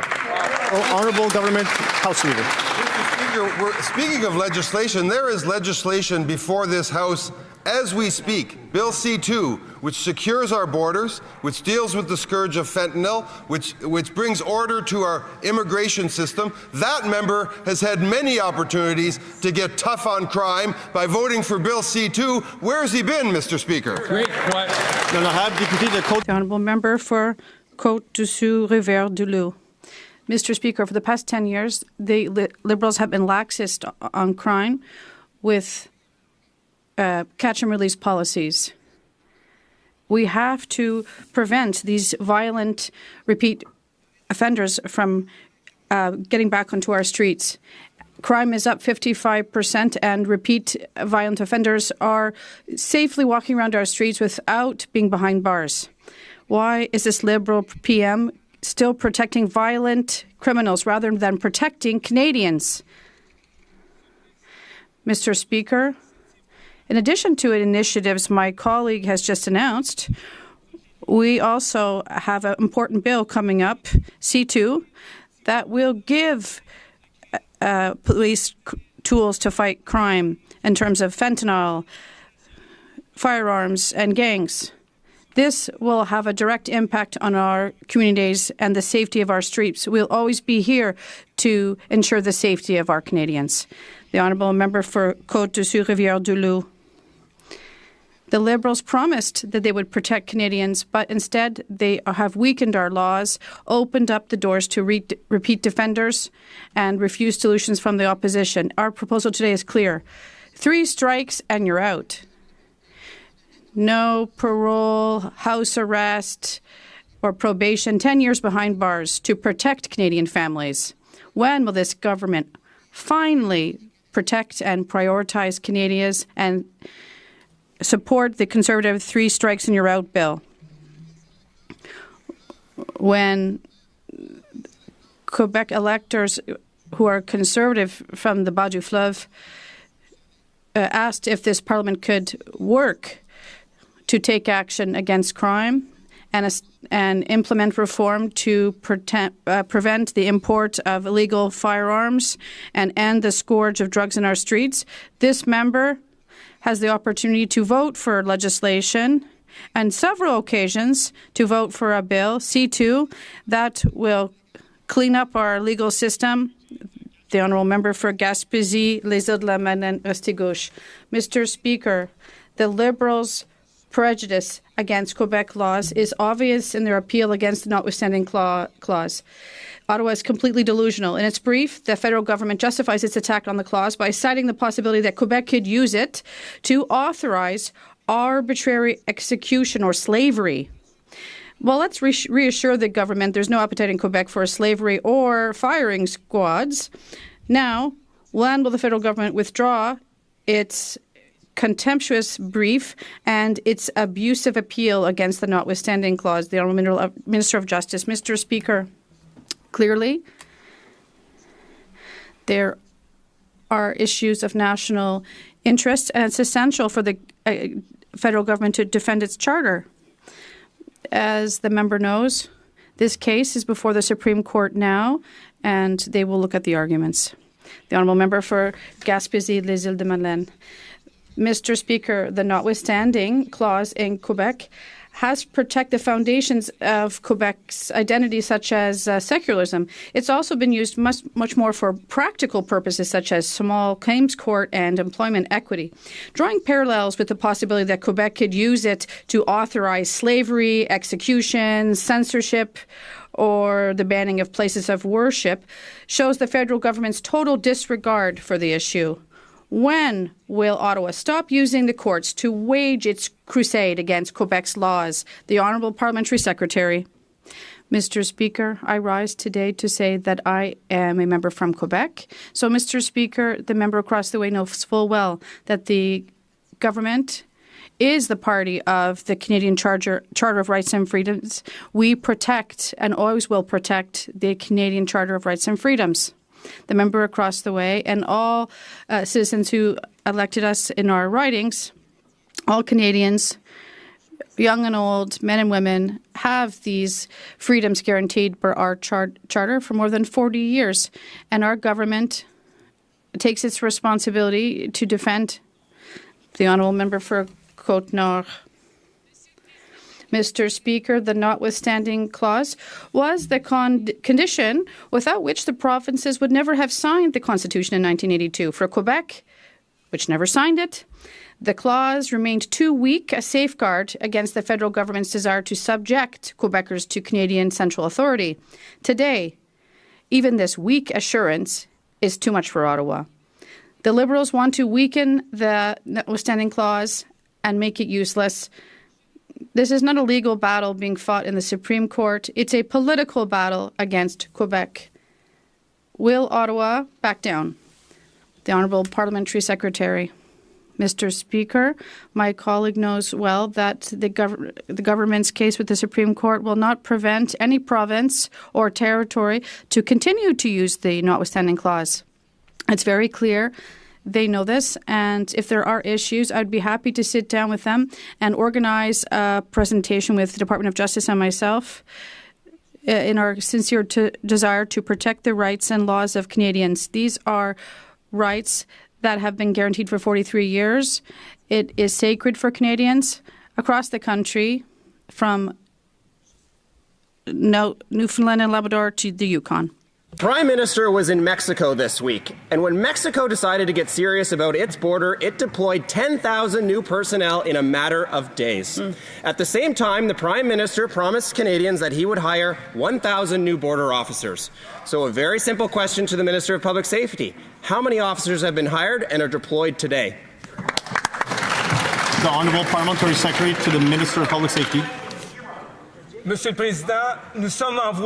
Speaker, we are hiring 1,000 new officers for CBSA and new RCMP officers. We are going to see a drastic decrease in illegal firearms and fentanyl exports, and we will soon have all the necessary personnel to complete this work. Member for York-Durham. Mr. Speaker, in all of that, I didn't hear a number, but let me give him the number, because the information disclosed to this House by the Canada Border Services Agency says that the Liberals have hired 0 new officers. Oh. And it gets worse. It's worse. Not only have they not hired any officers, they don't even have a plan to hire any officers. So my question again is, when will they hire the border officers? The Honourable Parliamentary Secretary to the Minister of Public Safety. Mr. Speaker, not only are we hiring more than 1,000 officers, we're also adding helicopters, drone, and other equipment. We're taking action and making more arrests and finding more drugs. So it is working, Mr. Speaker. And in 2 weeks, we will see a graduation of new officers that will be helping out CBSA. The Honourable Member for Windsor West. Mr. Speaker, people in Windsor and across this nation are tired of feeling unsafe and under siege in their own communities. For 10 years, Liberals have pushed catch and release. Violent repeat offenders arrested, then back on the streets, sometimes within hours. My former colleagues in policing are tired of arresting the same criminals over and over again. Conservatives have a clear solution. 3 strikes and you're out. Mr. Speaker, people out there are demanding jail, not bail. The Honourable Minister of Justice. Mr. Speaker, I thank my colleague for his question. I have immense respect for his service and those of his colleagues. However, I disagree with a number of points that he's made. He's referred to policies of the Liberal government, but he may not appreciate that the very policies he criticizes made it harder for people charged with intimate partner violence to get bail, made it harder for people to avoid sentencing when it came to serious crimes such as attempted murder or torture, Mr. Speaker. We are going to move forward with made-in-Canada solutions, informed by experts who understand the context in this country to determine what will keep our country safe. The Honourable Member for Niagara Falls, Niagara-on-the-Lake. Speaker, after 10 years of passing catch and release laws that turn criminals loose on our streets, Liberals are obstructing the passage of common sense jail, not bail proposals. Violent crime is up 55%. In Niagara, residents were horrified when they heard the news of Daniel Senegal breaking into a Welland home and sexually assaulting a 3-year-old girl while her family slept. On Monday, will the Liberals accept our common sense proposal on criminal justice reform and pass our Conservative 3 strikes and you're out bill? The Parliamentary Secretary to the Secretary of State for Combating Crime. Thank you very much, Mr. Speaker. And I can tell you, everyone in this House has a great deal of empathy. And nobody wants to see animals like that on our streets. That's why this government, our new government, has 3 initiatives in front of us. The first is the Strong Borders Act. The second is bail reform. The third is safe zone, hate zone legislation. These three initiatives have one objective: to go after the bad guys and put them away. The question is, will the Conservatives back us in being tough on crime? Member for Niagara Falls, Niagara-on-the-Lake. Speaker, the cities of Welland, St. Catharines, and Niagara Falls have all indicated that our justice system fails Canadians when repeat violent offenders are allowed back onto our streets. That's why common sense Conservatives have proposed a jail, not bail law, a 3 strikes and you're out bill, and more. Today, I will introduce a bill which proposes to keep monsters like Paul Bernardo locked up in maximum security where they belong. Will the Liberals support our common sense justice reforms to restore Canadians' confidence in our criminal justice system? The Honourable Parliamentary Secretary to Secretary of State for Combating Crime. Well, I didn't hear an answer from the honourable member whether he was going to support our tough on crime legislation. So that's part one. I guess the canned answer you had prepared beforehand didn't prepare you for that. So that's okay. But here's the good news. Here's the good news. We have the Strong Borders Act. We have the Strong Borders Act that's going to hire 1,000 new CBSA officers, 1,000 new RCMP officers to go after the bad guys and put them away. The Honourable Member for Leeds, Grenville, Thousand Islands, Rideau Lakes. Under the Liberal government, the dream of home ownership has been pushed out of reach, with home ownership now costing 55% of Canadians' pre-tax income. Wow. Meanwhile, these Liberals are at secret cash for access fundraisers with developers, bankers, and lobbyists. But their conversations have not been reported to the lobbying commissioner. So before these insider deals drive prices even higher, will they tell us which members and which ministers attended?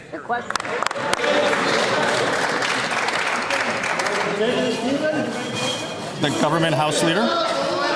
As you know, Mr. Speaker, Canada has some of the toughest ethics and fundraising guidelines in the entire world. The Liberal Party of Canada has in the past surpassed those guidelines, and the Liberal Party of Canada will always apply the rules and make sure that we follow the rules. We hope that the Conservatives can say the same. That's right. Member for Leeds, Grenville, Thousand Islands, Rideau Lakes. Well, don't take my word for it. Reported in the Globe and Mail. Let's see what the commissioner has to say. Quote, the commissioner has complained in the past that some lobbyists and their clients use caucus and cabinet retreats as an opportunity to mingle with politicians without declaring the conversations to her office. Now, this is happening at the same time that this Liberal Prime Minister has made sure that their fundraising events are now, as a rule, closed to the media, closed to any scrutiny from the public. We're talking about the Prime Minister. We're talking about ministers. We want to know who is in the meeting so we can find out who's going to get rich. The Government House Leader. Mr. Speaker, for years, the former member for Carleton skulked around the country without telling anyone where their fundraising events were while we were publishing them on our website. The Liberal Party has in the past exceeded the rules and exceeded the guidelines for these activities. The Conservative Party has not always risen to that high standard. We hope they do. Yeah, I hope you do. The Honourable Member for Pierre Boucher, Les Patriotes Verchères. Mr. Speaker, nothing's too good for the monarchy. The Governor General, once again, charged taxpayers $1,117 for shoes last year, $1,117 on shoes, and almost $7,500 on clothing. While Quebecers are talking to us about grocery prices, trying to explain to them that they have to pay for high heels for a monarch who earns $400,000 a year while they're facing inflation is tough. Mr. Speaker, the Governor General, like all of her predecessors, has a compulsive shopping problem. When will the government take away her credit card? Mr. Speaker, the Governor General has understood the important work that she has to do both in Canada and abroad. The annual budget was approved by the Parliament and expenses are public for her function. We know that Canadians expect all public spending to be used judiciously, and this is a question that our government takes seriously, and we hope a woman can decide what she'd like to buy. The Honourable Member for Pierre Boucher, Les Patriotes.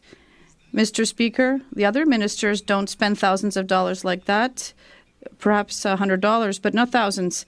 Yet, She has an annual salary of $400,000 a year.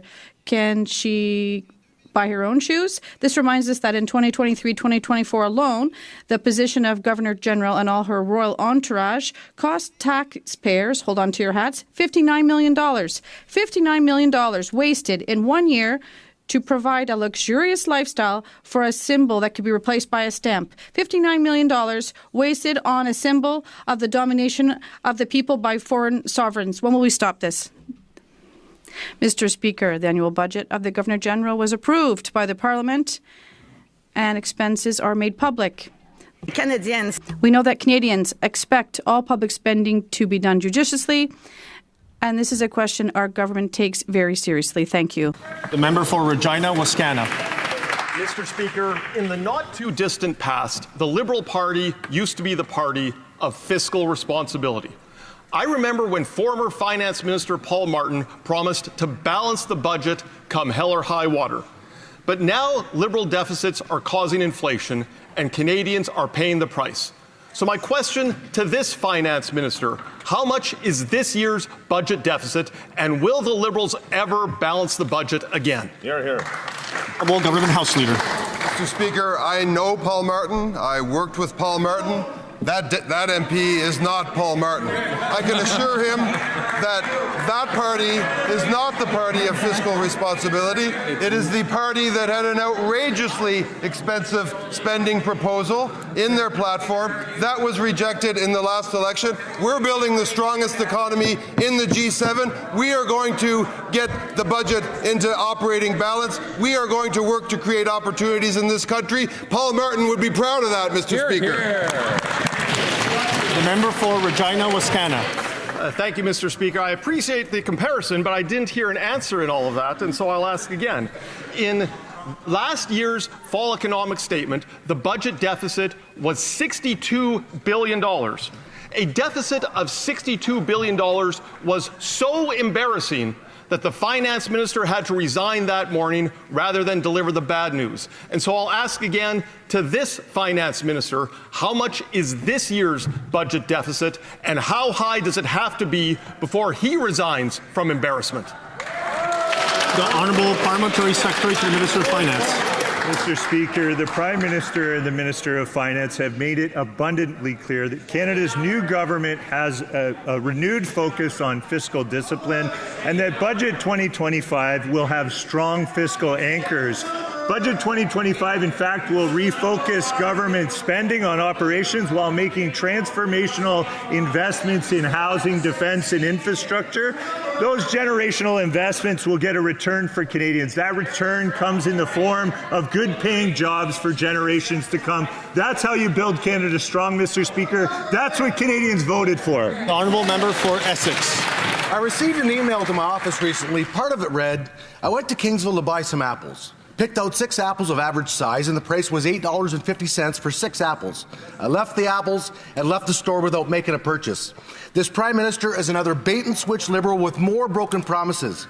After half a year to bring down food prices and the deficit, will the Prime Minister commit today to get inflation under control, or is his message to my constituents, how do you like them apples? The Honourable Parliamentary Secretary. Mr. Speaker, this week I had the pleasure of meeting with the Canadian Teachers Federation. One of their top priorities, the National School Food Program. Healthy. Just to interrupt for a moment, guys, which I haven't done very often, Leslie Church here is a sack. Like, she won't show it here in question period, but if you ever get to see her in committee, her personality comes out, and she is a rancid, toxic piece of fill in the blank. She is brutal, guys. I saw her in 2 committees. She aspires to be as bad as Iker Cleed. It's crazy how disgusting Leslie Church is. Healthy meals for over 400,000 kids, saving parents up to $800 a year in groceries. Every single province has signed on. Conservatives claim to care about food security, but at every opportunity they vote against teachers, families, and kids who know that healthy meals in schools is the right thing to do.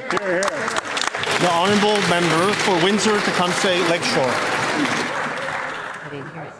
Mr. Speaker, Windsor has an unemployment rate of 11.1%, the highest in Canada.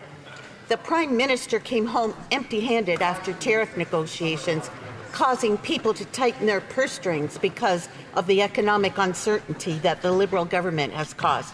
Women's unemployment rate has increased 12%, and now more people can't afford rent, gas, and food. Everyone worries about being the next person to get that pink slip. Which of my colleagues from across the aisle will bring their silver spoons to Windsor to help? The Honourable Parliamentary Secretary. Mr. Speaker, 2.6 million Canadian jobs rely on exports to the United States, and Canada has the strongest trade deal of any U.S. partner. Our government's working closely with both the U.S. and with Mexico to modernize our supply chains and support Canadian exporters. We're focused on maintaining the benefits of CUSMA, preventing future tariff threats, and expanding market access. Standing up for Canada is what Canadians expect us to do. Standing up for Canada is what our government is doing. The honourable member of Similkameen, South Okanagan, West Kootenay. Mr. Speaker, the Liberal Prime Minister promised to be elbows up. Instead, he's elbows down. The Liberal statistics show EI use among women aged 25 to 54 is up 12% in 1 month. I have women calling, asking where to find a job that will cover rent or groceries. Liberal economic mismanagement is putting women out of work. When will people in the BC interior see more job openings, not fewer? Parliamentary Secretary to the Minister of Labour. Mr. Speaker, this is a government that continues to support measures like childcare, a school food program, dental care, a tax cut for 22 million Canadians, eliminating the GST for first-time homebuyers. We've got a plan to make life more affordable and to create the jobs that are going to create a secure future for families across the country. But Conservatives at every opportunity vote against these measures. Why? The member for Winnipeg South. Thank you, Mr. Speaker. During the summer, I heard loud and clear from workers and investors across Canada that we have what the world needs, and they support the goal of becoming a clean and conventional energy superpower to build our future prosperity. Can the Parliamentary Secretary to the Minister of Energy and Natural Resources share how the government is advancing energy and natural resources projects with Indigenous right holders across Canada and diversifying our exports so that we win this trade war? Great Thank question. you, Mr. Speaker. Honourable Parliamentary Secretary to the Minister of Energy. Well, I thank the honourable member for their question. We are putting one project, one review into action. BC and the federal government have jointly approved the new Silicim LNG export terminal, led by the Nisga'a Nation and built with the First Nations-owned pipeline. This project will be the second largest private investment in Canada's history and will export low-carbon LNG powered by renewable electricity. We've doubled the Indigenous Loan Guarantee Program, and we are working with our G7 partners to establish the Critical Minerals Production Alliance. These measures and more are what will enable Canada to become an energy superpower and win this trade war. The honourable member for Kenora-Kiwetinoong. Housing starts, but they have actually declined 16%. So let's take a look at his top officials. We have the housing minister who brought a 150% increase to the price of homes when he was a mayor. And we have a new head of a $13 billion housing bureaucracy, Mr. Speaker, who was a Toronto City Councillor that saw a 700% increase to building taxes. Mr. Speaker, is it any wonder that housing starts are down and bureaucracy is up with these two leaders running the point? Secretary to the Minister of Housing and Infrastructure. Thank you, Mr. Speaker. Canadians made it clear in the last election campaign that it is time to build, and that means building more housing at a pace that's not been seen in generations. That's why we have launched Build Canada Homes, which will be focused on building and financing affordable housing at a scale not seen in generations. This includes the first tranche of projects, 6 sites on Canada federal lands that will create 4,000 units, and we're also releasing $1 billion for supportive housing and $1.5 billion for the Canada Rental Protection Plan. The member for Kenora-Kiwetinoong. Mr. Speaker, the Liberals are only building more bureaucracy to try and address the housing crisis that they created. $13 billion to build 4,000 homes. That's $3.2 million per home, Mr. Speaker. It's clear that the more things change, the more they stay the same with these Liberals. More bureaucracy, higher deficits, and slower home building. And we also know that 100,000 construction workers could be out of a job because of this Liberal plan. Mr. Speaker, they're creating more jobs for bureaucrats in Ottawa and job losses for Canadians across the country. Why is the Prime Minister continuing down this failed approach? The Parliamentary Secretary to the Minister of Housing and Infrastructure. Thank you, Mr. Speaker. Build Canada Homes will bring together the right people with the right mandate under one roof. Importantly, a focus of Build Canada Homes will be to use modern construction methods with Canadian skilled trade workers and Canadian materials. The 6 sites that we've mentioned is just the first tranche of projects that will build 4,000 new homes. We're looking to build hundreds of thousands of homes for Canadians. We look forward to the proposals and the applications from the members opposite for supportive housing in their communities. The member for Abbotsford South Langley.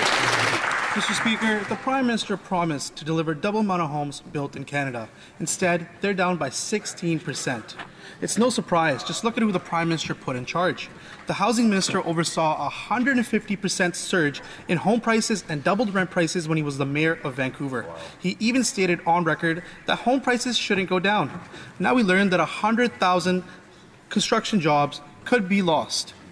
For jobs for bureaucrats in Ottawa. Job losses for construction workers. With records like these, why should Canadians believe this government will ever build affordable homes? The Parliamentary Secretary to the Minister of Housing and Infrastructure. Thank you, Mr. Speaker. Your new government has a credible and ambitious plan to tackle the housing crisis and to build at a scale not seen since the Second World War.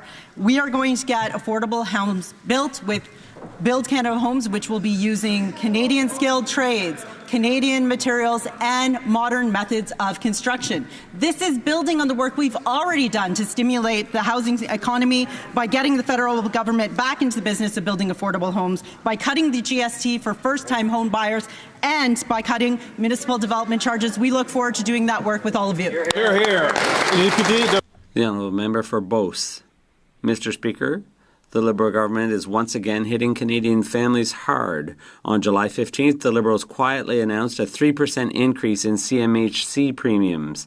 Instead of reducing premiums like we suggested, they're increasing them. This will translate into an increase in costs of $500 per Canadian family per year. This is unacceptable. When will this government finally start thinking about Canadian families instead of constantly creating inflation? The Honourable Parliamentary Secretary to the Minister of Housing and Infrastructure. Thank you, Mr. Speaker. CMHC is getting to work on building supportive housing, affordable housing. We have financing that is being released at a scale that's not been seen in generations. We know CMHC has a proven track record of delivering. We have seen that over the last 10 years with affordable housing and supportive housing that is built in this country at a scale not seen. The Honourable Member for Beauce. Mr. Speaker, it gets worse. The Liberal government announced the construction of 4,000 homes at a cost of $13 billion. That is $3.2 million per door. Give the contracts to people in my riding. In Beauce, with $3.2 million, we can build 15 doors, not one. In Beauce, with $13 billion, we could build not 4,000 homes, but 60,000. Can anyone explain to me why, with the Liberals, it will cost 15 times more? The Honourable Parliamentary Secretary. Mr. Speaker, Canada is dealing with the housing crisis. During the last election campaign, it was made clear that it was time to build, and that means building at a rate never seen in over a generation.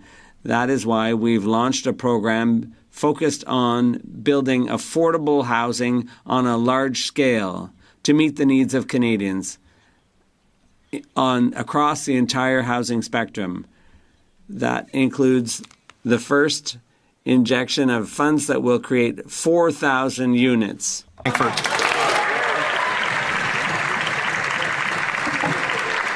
Dismayed, deceived, dollars, $1 billion. And now former Transport Minister was dismayed when I asked her about the Liberals funding BC Ferries to build 4 new ships at a Chinese state-owned shipyard back in June. Turns out her office knew about the deal weeks earlier, according to the Globe and Mail yesterday. Canadians deserve transparency on the reported national security concerns with this deal. The Liberals promised Buy Canadian. When will they stop investing in China's economy and cancel the billion-dollar loan? The Parliamentary Secretary to the Minister of Housing and Infrastructure. Thank you, Mr. Speaker. We share the disappointment that BC Ferries has gone forward with this procurement, and it's important to note that no Canadians bid on this work. We are now laser focused on buying Canadian. What we need to do as a government is ensure that work is being done by Canada, in Canada, by Canadian workers, using Canadian materials. It's time to build. It's time to buy Canadian. Hear, hear. Member for Cullerton, Malahat Langford. The Liberals know full well that no Canadian shipyard could justify the multi-million-dollar cost to build on this major capital project, as contracts were designed with Chinese cheap labor, low worker safety standards, and minimal environmental regulations in mind. So now billions of dollars of printed money is going out of our economy and into China's. The solution? Let's build new ferries here in Canada. When will this self-proclaimed great economist Prime Minister put Canadian workers and the Canadian economy first and cancel the billion-dollar loan? The Honourable Minister of National Defence. Mr. Speaker, first of all, this is a Crown corporation in British Columbia. This federal government is investing massively in shipbuilding across the country. We're building ships in Quebec. Why is McGuinty answering this question? It's very confusing. They're not even trying anymore, like, to make it seem legit. Or legitimate. It's just such tomfoolery. We're building ships in Halifax. We're building ships in Vancouver. Irving Shipyards alone in Halifax employs 2,400 workers, with 10,000 additional jobs created across the country in its supply chain. Mr. Speaker, we are serious about rebuilding Canada's shipbuilding capacity. We're in the middle of it. We're building 6 Arctic and offshore patrol ships, 15 Canadian surface combatants, and 2 joint support ships. Mr. Speaker, we're getting the work done. Like, he might seem harmless enough, but all the crime, or the increases in crime and all of the violent crime and reoffenders being released, that was his bill. That was McGuinty's bill in 2017. And now he's National Defense Minister. What is he going to do? How's he going to screw that up on purpose? It's frustrating, man. For Nanaimo Ladysmith. More than 52,000 Canadians have died since the addictions crisis was declared a public health emergency in 2016. Over 16,000 of those deaths were in BC, Mr. Speaker, including heartbreaking losses in Nanaimo Ladysmith. Yet, this Liberal government has quietly extended overdose prevention site exemptions by a year while failing to expand treatment and recovery. Why are the Liberals doubling down on temporary measures while leaving us waiting for the treatment and recovery beds we desperately need? Indeed. The Honourable Parliamentary Secretary. Thank you, Mr. Speaker. Our government understands the devastating impact the drug and overdose crisis has had on families and communities every quarter of the country. We must use every tool at our disposal to fight this crisis. That means cracking down on drugs and prosecuting drug trafficking, and making sure communities, Indigenous people, and community healthcare organizations have the tools they need to connect more people to treatment and vital services faster. We will work with all partners at all levels to put an end to this tragic public health crisis. Member for Nanaimo Ladysmith. Overdose prevention sites were meant to be temporary, Mr. Speaker, but this Liberal government just extended their legal exemption by a year without consulting local governments or residents. Nanaimo City Council debated spending $412,000 of taxpayers' money to fence off City Hall because of issues tied to our downtown overdose prevention site, and it still has a deferred motion on the books calling for its closure. Will the minister admit that bypassing communities was wrong and commit to real consultation, treatment, and recovery? The Honourable Parliamentary Secretary to the Minister of Health. Thank you, Mr. Speaker, and thank you, my honourable colleague, for the question. Our government understands this really impacting our community, and we share the We share the compassion and we empathize with the situation. As I mentioned before, we will continue to work with partners at all levels to make sure that we provide the support that's needed and to end this public health crisis. The Honourable Member for Argenteuil-La-Petite-Nation. Mr. Speaker, agriculture is at the forefront for many people in Canada. We're seeing an increasing global instability, in part because of China's unfair tariffs on Canadian products like pork, canola, and aquaculture. The Prime Minister and his cabinet colleagues met with Premier Moe and other key industry players this week in Ottawa. Can the Parliamentary Secretary to the Minister of Agriculture and Agri-Food Canada provide this House with an update on the assistance available to Canadian farmers in response to these Chinese tariffs? The Parliamentary Secretary. My colleague is quite right, Mr. Speaker. Agriculture is a pillar of our economy, and in order to support our producers who are dealing with these completely unjustified tariffs from China, we have added an extra $75 million to the agri-marketing program to help develop new markets, and we've also amended the clean fuel regulations. We will never let down our producers, those who put food on our tables. Mr. Speaker, an investigation into the Liberals' failed vaccine injury support program revealed the Liberals gave away over $50 million to a high-priced consulting firm called Axero.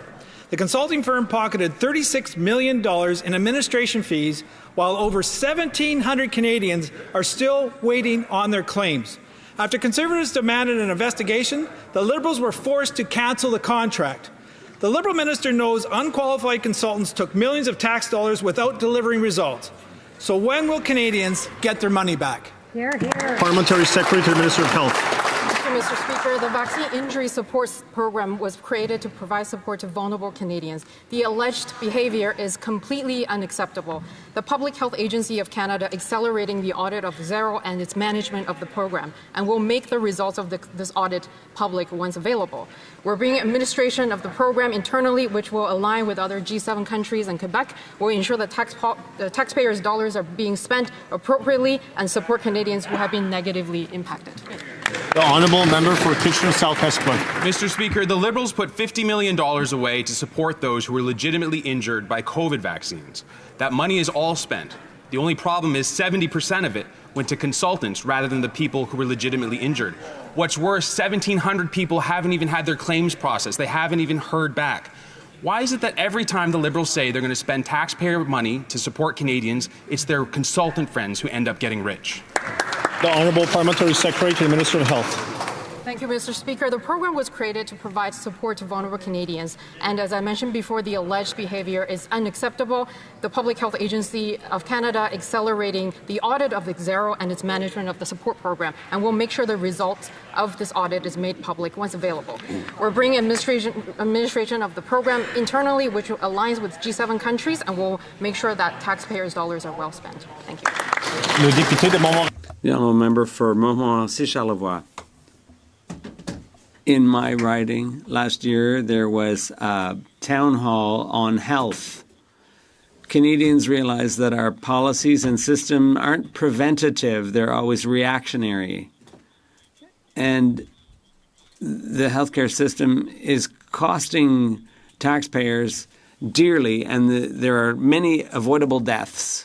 Canada still has no national strategy around physical activity. How much longer will we have to wait for the Liberal government to take action on this important subject? The Honourable Parliamentary Secretary to the Minister of Health. I'd like to thank my colleague for his question. To improving the overall health and well-being of people of Canada, healthy habits such as balanced diet, regular physical activity, and active lifestyle are essential to supporting quality of life and long-term well-being of Canadians. We're collaborating with all partners, and I look forward to working with you directly on advancing any of the issues that you are experiencing in your community. Thank you. The member for Oakville West. Mr. Speaker, in an increasingly uncertain world, Canada must be prepared to protect our people, secure our sovereignty, and work with our allies. That's why our government making historic investments in our armed forces and committed to reach the NATO's 2% spending target by the end of the fiscal year. Can the Parliamentary Secretary to the Secretary of State for Defense Procurement share with this House how our investments will strengthen Canada's defense industrial base and create good jobs for Canadian workers? Parliamentary Secretary. Thank my colleague for the question. It's true. Not only are we making generational investments in the Canadian Armed Forces to reach our NATO target. It's the first time I've seen Jenna Sudds this session since Parliament resumed. She is a twit. I remember the first time I saw her, I was like, oh, look, they got a nice person. Then way down the road, I saw her in committee. This person is a rotten coyote in sheep's clothing. We are going to leverage and grow Canada's defence industry to create and support good-paying jobs, get the equipment that our forces need, and deliver to our allies. We will be launching Canada's defence industrial strategy to protect Canadian sovereignty, safeguard our security, and create long-term opportunities for our workers. Thank you, Mr. Speaker. Honourable member for Souris Moose Mountain. Mr. Speaker, Canadian canola farmers are being punished by crippling Chinese tariffs. Yet this Liberal government, they just shrug their shoulders. Instead of fighting for market access, they've responded in the most liberal way possible, creating more government programs. But farmers don't want handouts. They want a trade deal. When will this Prime Minister stop hiding behind bureaucratic band-aids and finally get to work making a real trade deal for Canadian canola farmers? The Parliamentary Secretary to the Minister of Agriculture. Yeah, Mr. Speaker, our Prime Minister, our government is working really hard to resolve these unfair tariff from China on our producer, on our canola producer, our pork producer, and pea producer. And also, Mr. Speaker, we don't wait for that to be resolved. We are proposing to double the advance payment program for canola farmer. We also added $75 million in agri-marketing program. We have also opened the market for biofuel. We will stand. The member for Vancouver Kingsway. Alarming reports reveal Canada will miss our 2030 climate targets, yet this Liberal government is abandoning key climate policies they once called essential. Before entering politics, this Prime Minister said he believed in climate action, but now in office, he's ripping policies right out of the Conservatives' playbook. Canadians know economic development must be sustainable. Will the Liberals deliver nation-building projects like the NDP's East-West electricity grid to provide low-cost, clean energy to Canadians and enhance Canada's sovereignty? Yes. The Honourable Parliamentary Secretary. Thank you, Mr. Speaker, and thank you to my colleague from Vancouver for the question. Our government, Canada's emissions are now 41% lower today than they have been in the past. Canada's climate plan is designated for our economy and trading realities, and it plays to our strengths in clean energy, critical minerals, and innovation. I'm proud to stand on this side of the House as a father of 2 young children. We're working for today, we're working for tomorrow, we're working for future generations, we're working for 6, 7 generations ahead, and I'm proud to be on this side. The member for Nunavut. The hunters and trappers organizations protect Inuit lands and wildlife. The environmental assessment process is not balanced. Mining companies have millions to coax Nunavut to extract minerals. Hunters and trappers organizations barely have enough just to participate. Shame. Article 5.7.13 of the Nunavut Agreement is not being fulfilled. Shame. Will the Liberals finally uphold its legal obligations in the Nunavut Agreement and fully fund the Hunters and Trappers organizations? Yes.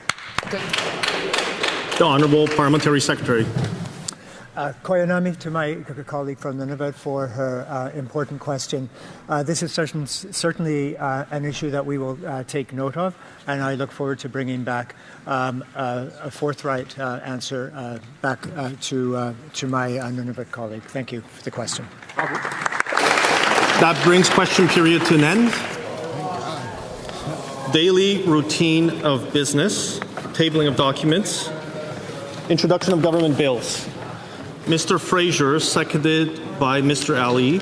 moves for leave to introduce a bill entitled An Act to Amend the Criminal Code, Hate Propaganda, Hate Crime, and Access to Religious or Cultural Places. This motion is deemed adopted. Mr. Fraser, seconded by Mr. Ali, moves that the bill be now read a first time and be printed. This motion is deemed adopted. First reading of this bill, première lecture de ce projet de loi. When shall the bill be read a second time? I'm going to let this roll for a little while, guys. I don't know what else I'm going to do. I just released another video before this, so I'm going to let this roll. If anybody wants to watch, we'll get some audio back. Presenting reports from committees. But in case anybody needs to go, I'd like to thank you all for tuning in. I'm Aaron. This is Canadian Looney. I appreciate everybody tuning in and watching here.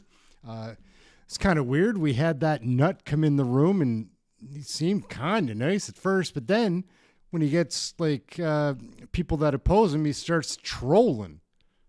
People are strange. Weird world. Anyways, we're going to continue with seeing what goes on in the routine proceedings for a little bit. We might pull the plug on that at any minute. Again, I'd like to thank everybody for tuning in. We're back on Monday. Today was a bit of an anticlimactic finish to a very interesting week. Like, it started off on Monday. Monday was exciting. Wednesday was pretty exciting. Carney can't handle Poilievre. Like, again, I don't think we'll see him 8 more times before Christmas in the House. We'll see. He's down in Mexico fixing all of the issues that we have between Canada and Mexico. There's been so many. Oh, Lord. Anyways, we'll get back to Adam Chambers. Amounts over $1 million that are written off to corporate taxpayers. After all, this is not the government's money, it's the taxpayers' money, and we're here to protect it. I appeal to all of my honorable colleagues that they support this common sense bill. Hear, hear. Hear, hear.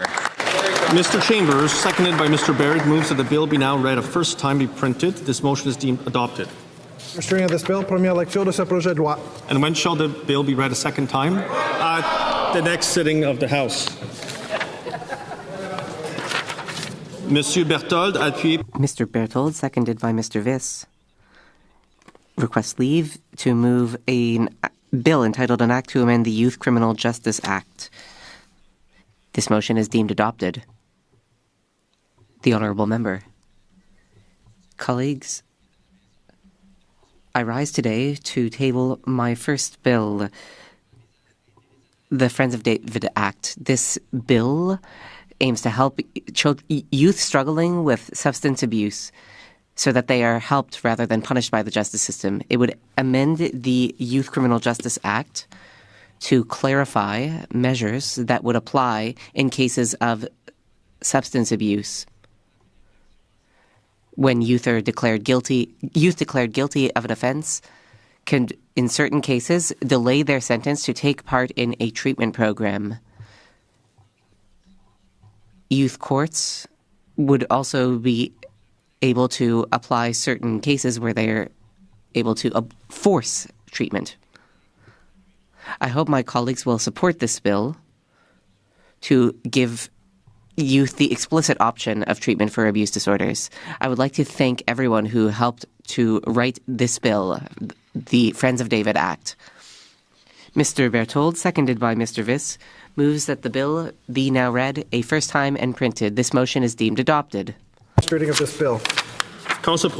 When shall this bill be read for a second time? J'ai entendu à la prochaine séance de la Chambre. At the next sitting of the House. Mr. Baldinelli, seconded by Mr. Brock, moves for leave to introduce a bill entitled An Act to Amend the Corrections and Conditional Release Act, Maximum Security Offenders. This motion is deemed adopted. The member for Niagara Falls, Niagara-on-the-Lake. Speaker, enough is enough. After 10 years of Liberal soft-on-crime policies and reforms, Canadians are now looking to us to restore common sense to our criminal justice system in Canada. My private member's bill helps do exactly that, and is a response to concerns raised by not only the constituents in my riding of Niagara Falls, Niagara-on-the-Lake, but across the Niagara region and across this country. On May 29, 2023, Correctional Services Canada downgraded Paul Bernardo from maximum security prison to medium security. This shocking prison transfer should never have happened. This bill will amend the Correctional and Conditional Release Act to require that inmates who have been found to be dangerous offenders or convicted of more than one first-degree murder be assigned a security classification of maximum and confined in a maximum security penitentiary or area in a penitentiary. Weak and soft liberal laws are putting the interest and care of criminals ahead of victims and their loved ones. This must change, and confidence must be restored in Canada's criminal justice and correction system. My private member's bill is an important part of and solution, and I hope members of all parties can stand together and support this common sense bill to do what's right. Thank you. Here, here. Mr. Baldinelli, seconded by Mr. Brock, moves that the bill be now read first time and be printed. This motion is deemed adopted. During this bill, première lecture de ce projet de loi. And when will the bill be read second time? I heard at the next sitting of the House. Ms. Kwan, seconded by Mrs. Gazan, moves for leave to introduce a bill entitled An Act to Amend the Export and Imports Permits Act. This motion is deemed adopted. The member for Vancouver East. Thank you, Mr. Speaker. I rise today to introduce my private member's bill, An Act to Amend the Export and Import Permits Act, otherwise known as the No More Loopholes Act. And I want to thank my colleague, the member from Winnipeg Centre, for seconding this bill. Canada signed on to the Arms Trade Treaty with the promise that we would not allow our arms exports to contribute to war crimes on the violations of human rights. But promises are not enough. Words are not enough. We need to close loopholes. We need accountability, and we need transparency. Canada and arms exporters based here should never be complicit in fueling war crimes, human rights abuses, or the suffering of innocent people. Yet right now, loopholes in our laws allow weapons, parts, or technologies made here in Canada to end up in the hands of regimes that violate international law, commit atrocities, and devastate communities. When Canada signed on to the Arms Trade Treaty in 2019, the government exempted all exports to the United States from scrutiny. That loophole has become a backdoor for Canadian weapons, components, and technology to fuel some of the bloodiest conflicts on Earth. This week on Parliament Hill, installations of children's shoes are on display as names of children are read out to commemorate the death of 20,000 Palestinian children in Gaza. This bill is about closing those loopholes. It makes sure no country is exempted and that weapons in part or in whole cannot be exported under blanket permits. It strengthens the criteria the minister must apply before approving any exports, requires clear end-use certificates, and brings transparency by enhancing public reporting to Parliament. This legislation is about standing up for peace, human rights, and justice. It's about making sure that Canadian weapons are never used to harm the very values we claim to defend. And it's about showing the world that Canada will live up to its commitments. Civil society's organizations and legal experts have been calling for this legislation. I urge all members of this House to support this bill because when it comes to protecting human rights and preventing war crimes, there can be no exceptions, no excuses. Ms. Kwan, seconded by Ms. Gazan, moves that the bill be now a first time and be printed. This motion is deemed adopted. First reading of this bill, première lecture de ce projet de loi. When shall the bill be read a second time? I heard at the next sitting of the House.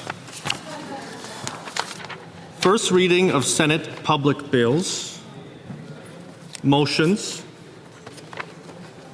Presenting petitions. For Newmarket Aurora. Mr. Speaker, today I'd like to speak on the recommendation 430 of the House of Commons Finance Committee's pre-budget report proposing removing the advancement of religion as a recognizable charitable purpose under the Income Tax Act. Mr. Speaker, religious organizations are more than just a place of worship. They are pillars of civil society. Every day they run programs, food banks, shelters, counseling services, and services that government alone could never provide. They mobilize volunteers, teach our children, comfort the elderly, and create bonds of trust that hold together our beautiful communities. Studies have shown that people active in faith communities give more, volunteer more, and strengthen the very social fabric that keeps our country resilient. To deny them charitable status would be to deny the countless Canadians who rely on these services. Mr. Speaker, if this Liberal government is so desperate to find different ways to tax Canadians, this is the wrong place. Recognizing religious organizations and their tax-exempt status is not a privilege. It is an acknowledgement of the essential role that they play in serving the common good. Member for Kamloops, Shuswap, Central Rockies. Thank you, Mr. Speaker. It is an honor to rise as the representative for Kamloops, Shuswap, Central Rockies and present e-petition 6554, signed by 764 concerned Canadians. The petition calls on the government to twin Highway 1 through Yoho National Park in order to increase safety for the growing number of vehicles that use this highway daily for travel and commerce, and to create wildlife overpasses and underpasses and fencing along Highway 1 through Yoho Park as part of the twinning of construction. This section of highway is outdated and often sees serious and fatal accidents. The section of highway is truly outdated. The government owes a duty to its citizens to keep them safe. It's time to get this highway done and fixed. Thank you. Petitions. The member for Nunavut.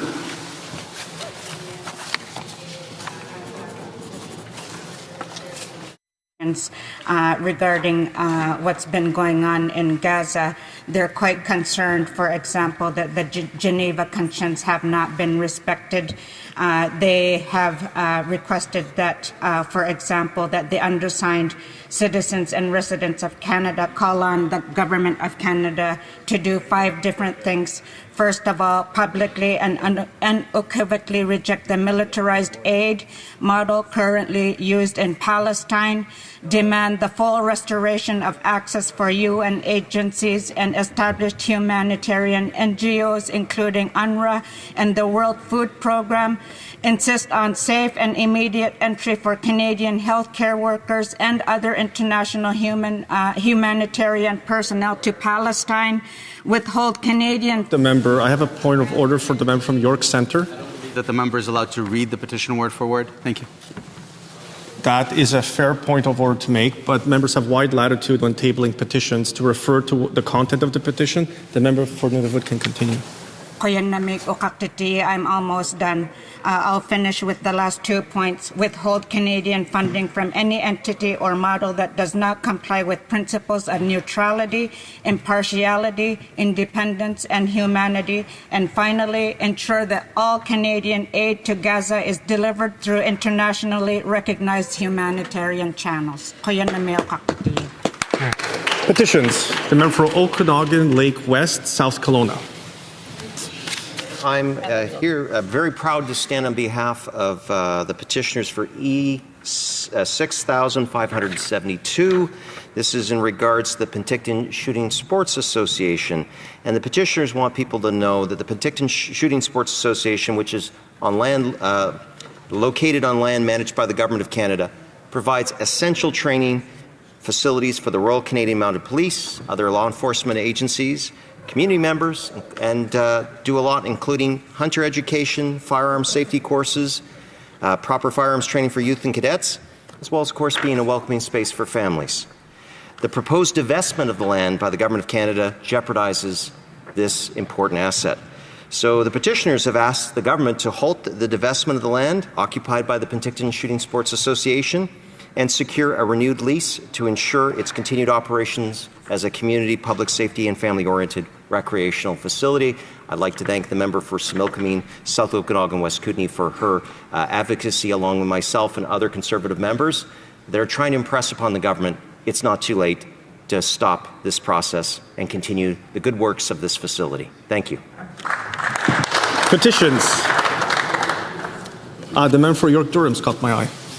Thank you, Mr. Speaker. I have the pleasure of rising today to present a petition from my riding and my residents of York-Durham, specifically the residents in the town of Georgina along Young's Harbour, about a new invasive aquatic species in Lake Simcoe called water soldier. Water Soldier was discovered in Cook's Bay last year in 2024 and has been confirmed by the Water Soldier Working Group, which is a group of civil society members, including the Ontario Federation of Anglers and Hunters. Mr. Speaker, water soldier is an invasive species. It threatens human health. It crowds out native species in the lake. And overall, it reduces the enjoyment of our jewel, Lake Simcoe in Ontario, Mr. Speaker. But there is hope. There are remediation efforts available, and the petitioners call on the government, therefore, to do three things. First, identify water soldier as an invasive species. 2, select a single point of contact for the Water Soldier Working Group. And 3, provide sufficient financial and technical resources to the Water Soldier Working Group so that they can get this under control. My thanks to the Ontario Federation of Anglers and Hunters and the Rama First Nation for bringing this to my attention, Mr. Speaker. Presenting petitions, présentation de pétitions. Questions on the order paper. The Parliamentary Secretary, the Government House Leader. Yes, so thank you, Mr. Speaker. I would ask that all questions be allowed to stand at this time. And if I may, Mr. Speaker, I'll let you finish. First, let me do the first part. Is it agreed to let the question stand?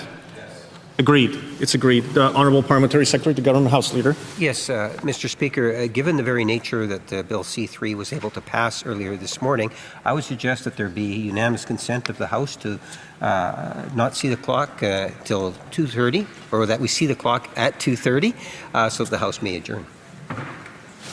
The members have heard unanimous consent motion request. Are we agreed? Is it agreed? Members are agreed?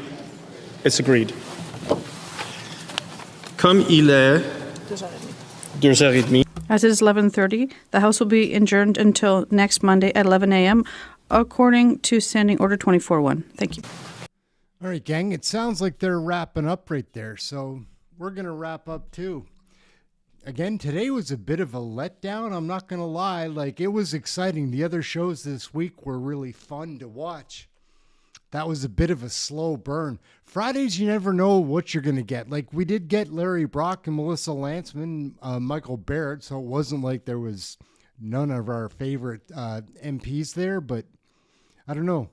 I think maybe everybody was burnt out after a busy week. We are going to wrap up now, so see if we can find a video here to go out on. Here, we'll go out on this. People like this.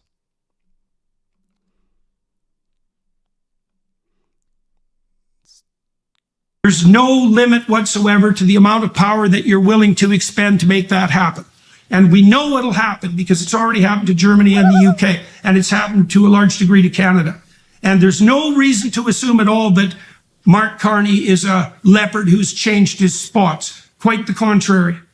And so what's the conclusion with regards to his pedigree? It's like, Mark Carney's an educated person and he's no fool. Oh, yeah. Now, the Prime Minister of Germany, the head of Germany, sorry, not the Prime Minister, and the Prime Minister of Japan came to Canada a year ago, 2 years ago, cap in hand, asking the Liberal Party if Canada could make long-term arrangements with their countries to provide them with natural gas. And Trudeau said he couldn't make a business case for that. And Trump just signed a $1 trillion deal. And I guess that was the business case. And that's $150,000 for every Canadian family that went down the drain just with that one deal. Oh, yeah. It makes absolutely no difference whatsoever, because all that's happened is that China, that has, like 25 times as many people as Canada, and India, which has even more people, economies and populations that are so large that they make Canada fundamentally irrelevant on the industrial and the population side. All they've been doing is picking up the slack. And so China's carbon dioxide output has increased radically over the last 20 years, as has India's, swamping any possible effects of climate amelioration by tiny populations like Canada. Gang, what's up? Aaron here, Canadian Looney. How's everybody doing? So what a strange time in Canada. These are Muslim values. These are Canadian values. Oh, yeah. It's beautiful here in sunny Nova Scotia, though. No doubt about that. Let's get into the video. Here we go. Oh, yeah. My insight and understanding of PRC foreign interference comes from 32 years of operations with the Canadian Security Intelligence Service, most of which was in what we called counterintelligence. I worked in CI against hostile states, both in the field and in headquarters, for a number of years. And this also includes what we refer to as state-driven foreign interference. When I started working, it was in the Cold War, and espionage was the all-consuming threat in the West and in Canada in particular. That was what we worked against various state actors. Oh, yeah. What did you think of that, guys?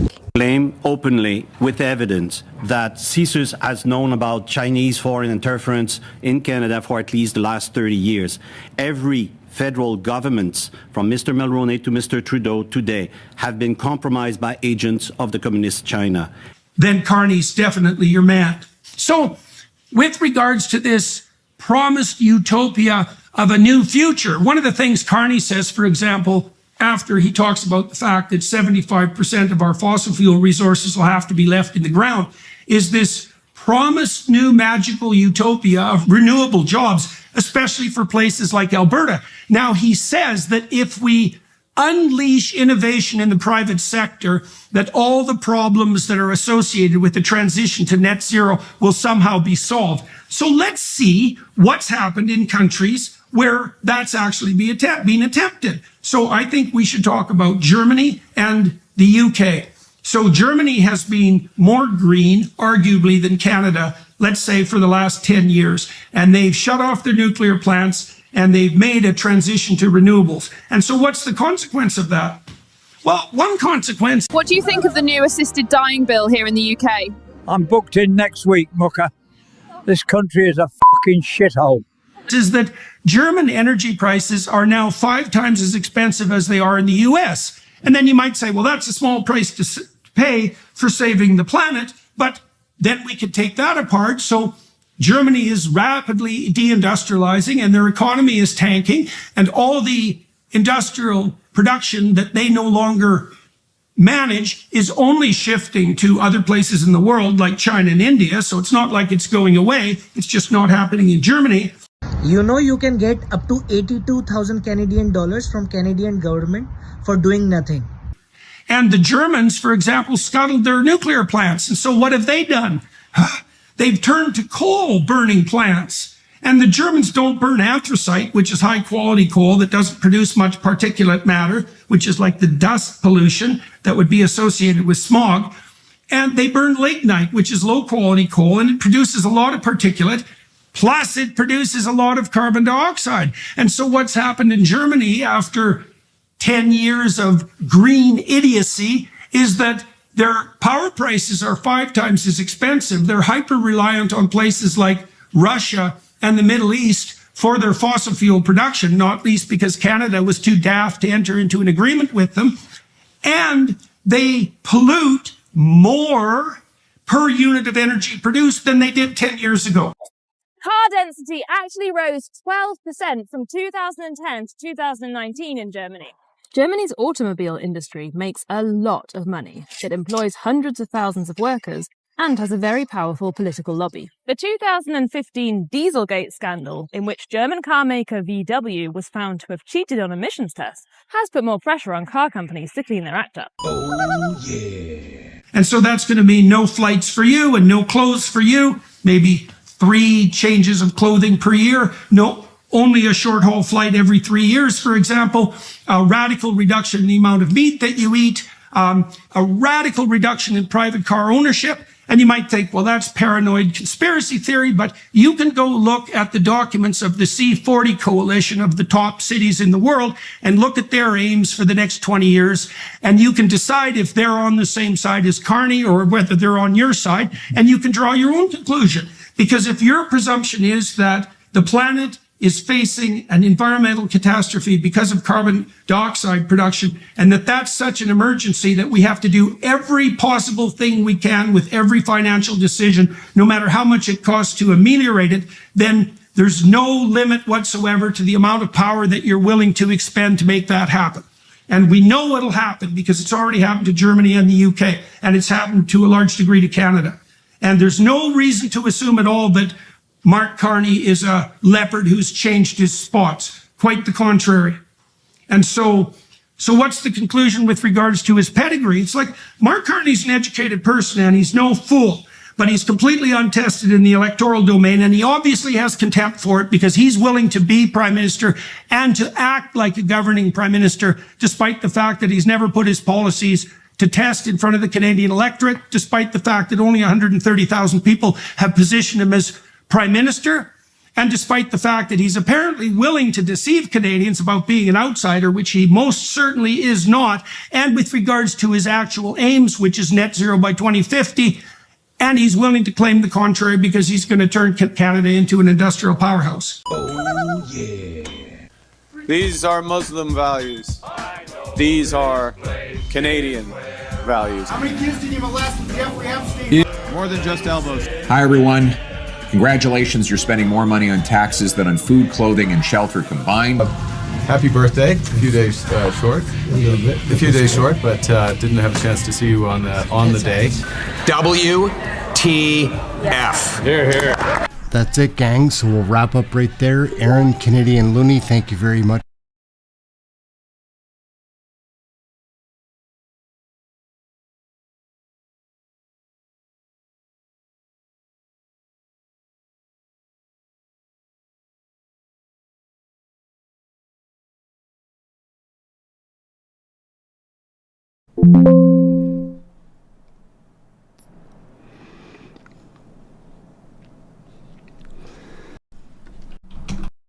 Are their stories.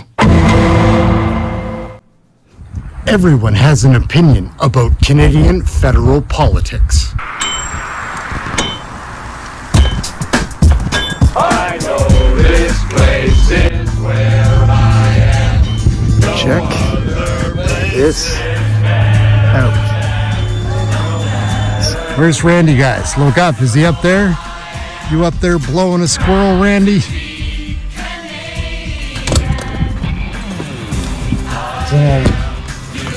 We'll get our tickets, stroll up. So, what do you think? Hey gang, Aaron right here, Canadian Looney.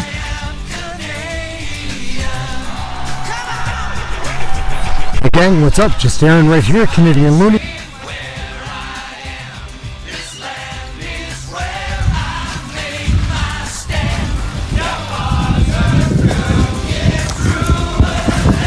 Gang, Aaron right here, Canadian.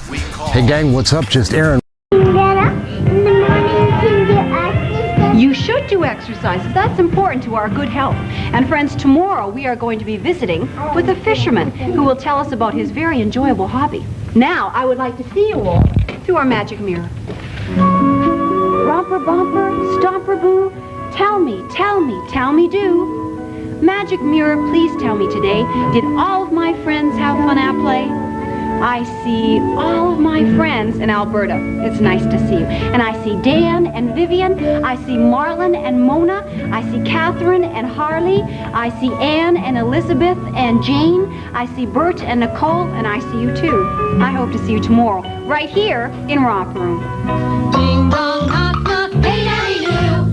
Bing bong, tick tock, bebop boom. Kick off your weekend with exciting CFL action when the Edmonton Eskimos tackle the BC Lions in Vancouver. Tomorrow night at 10:30 on CFTO TV.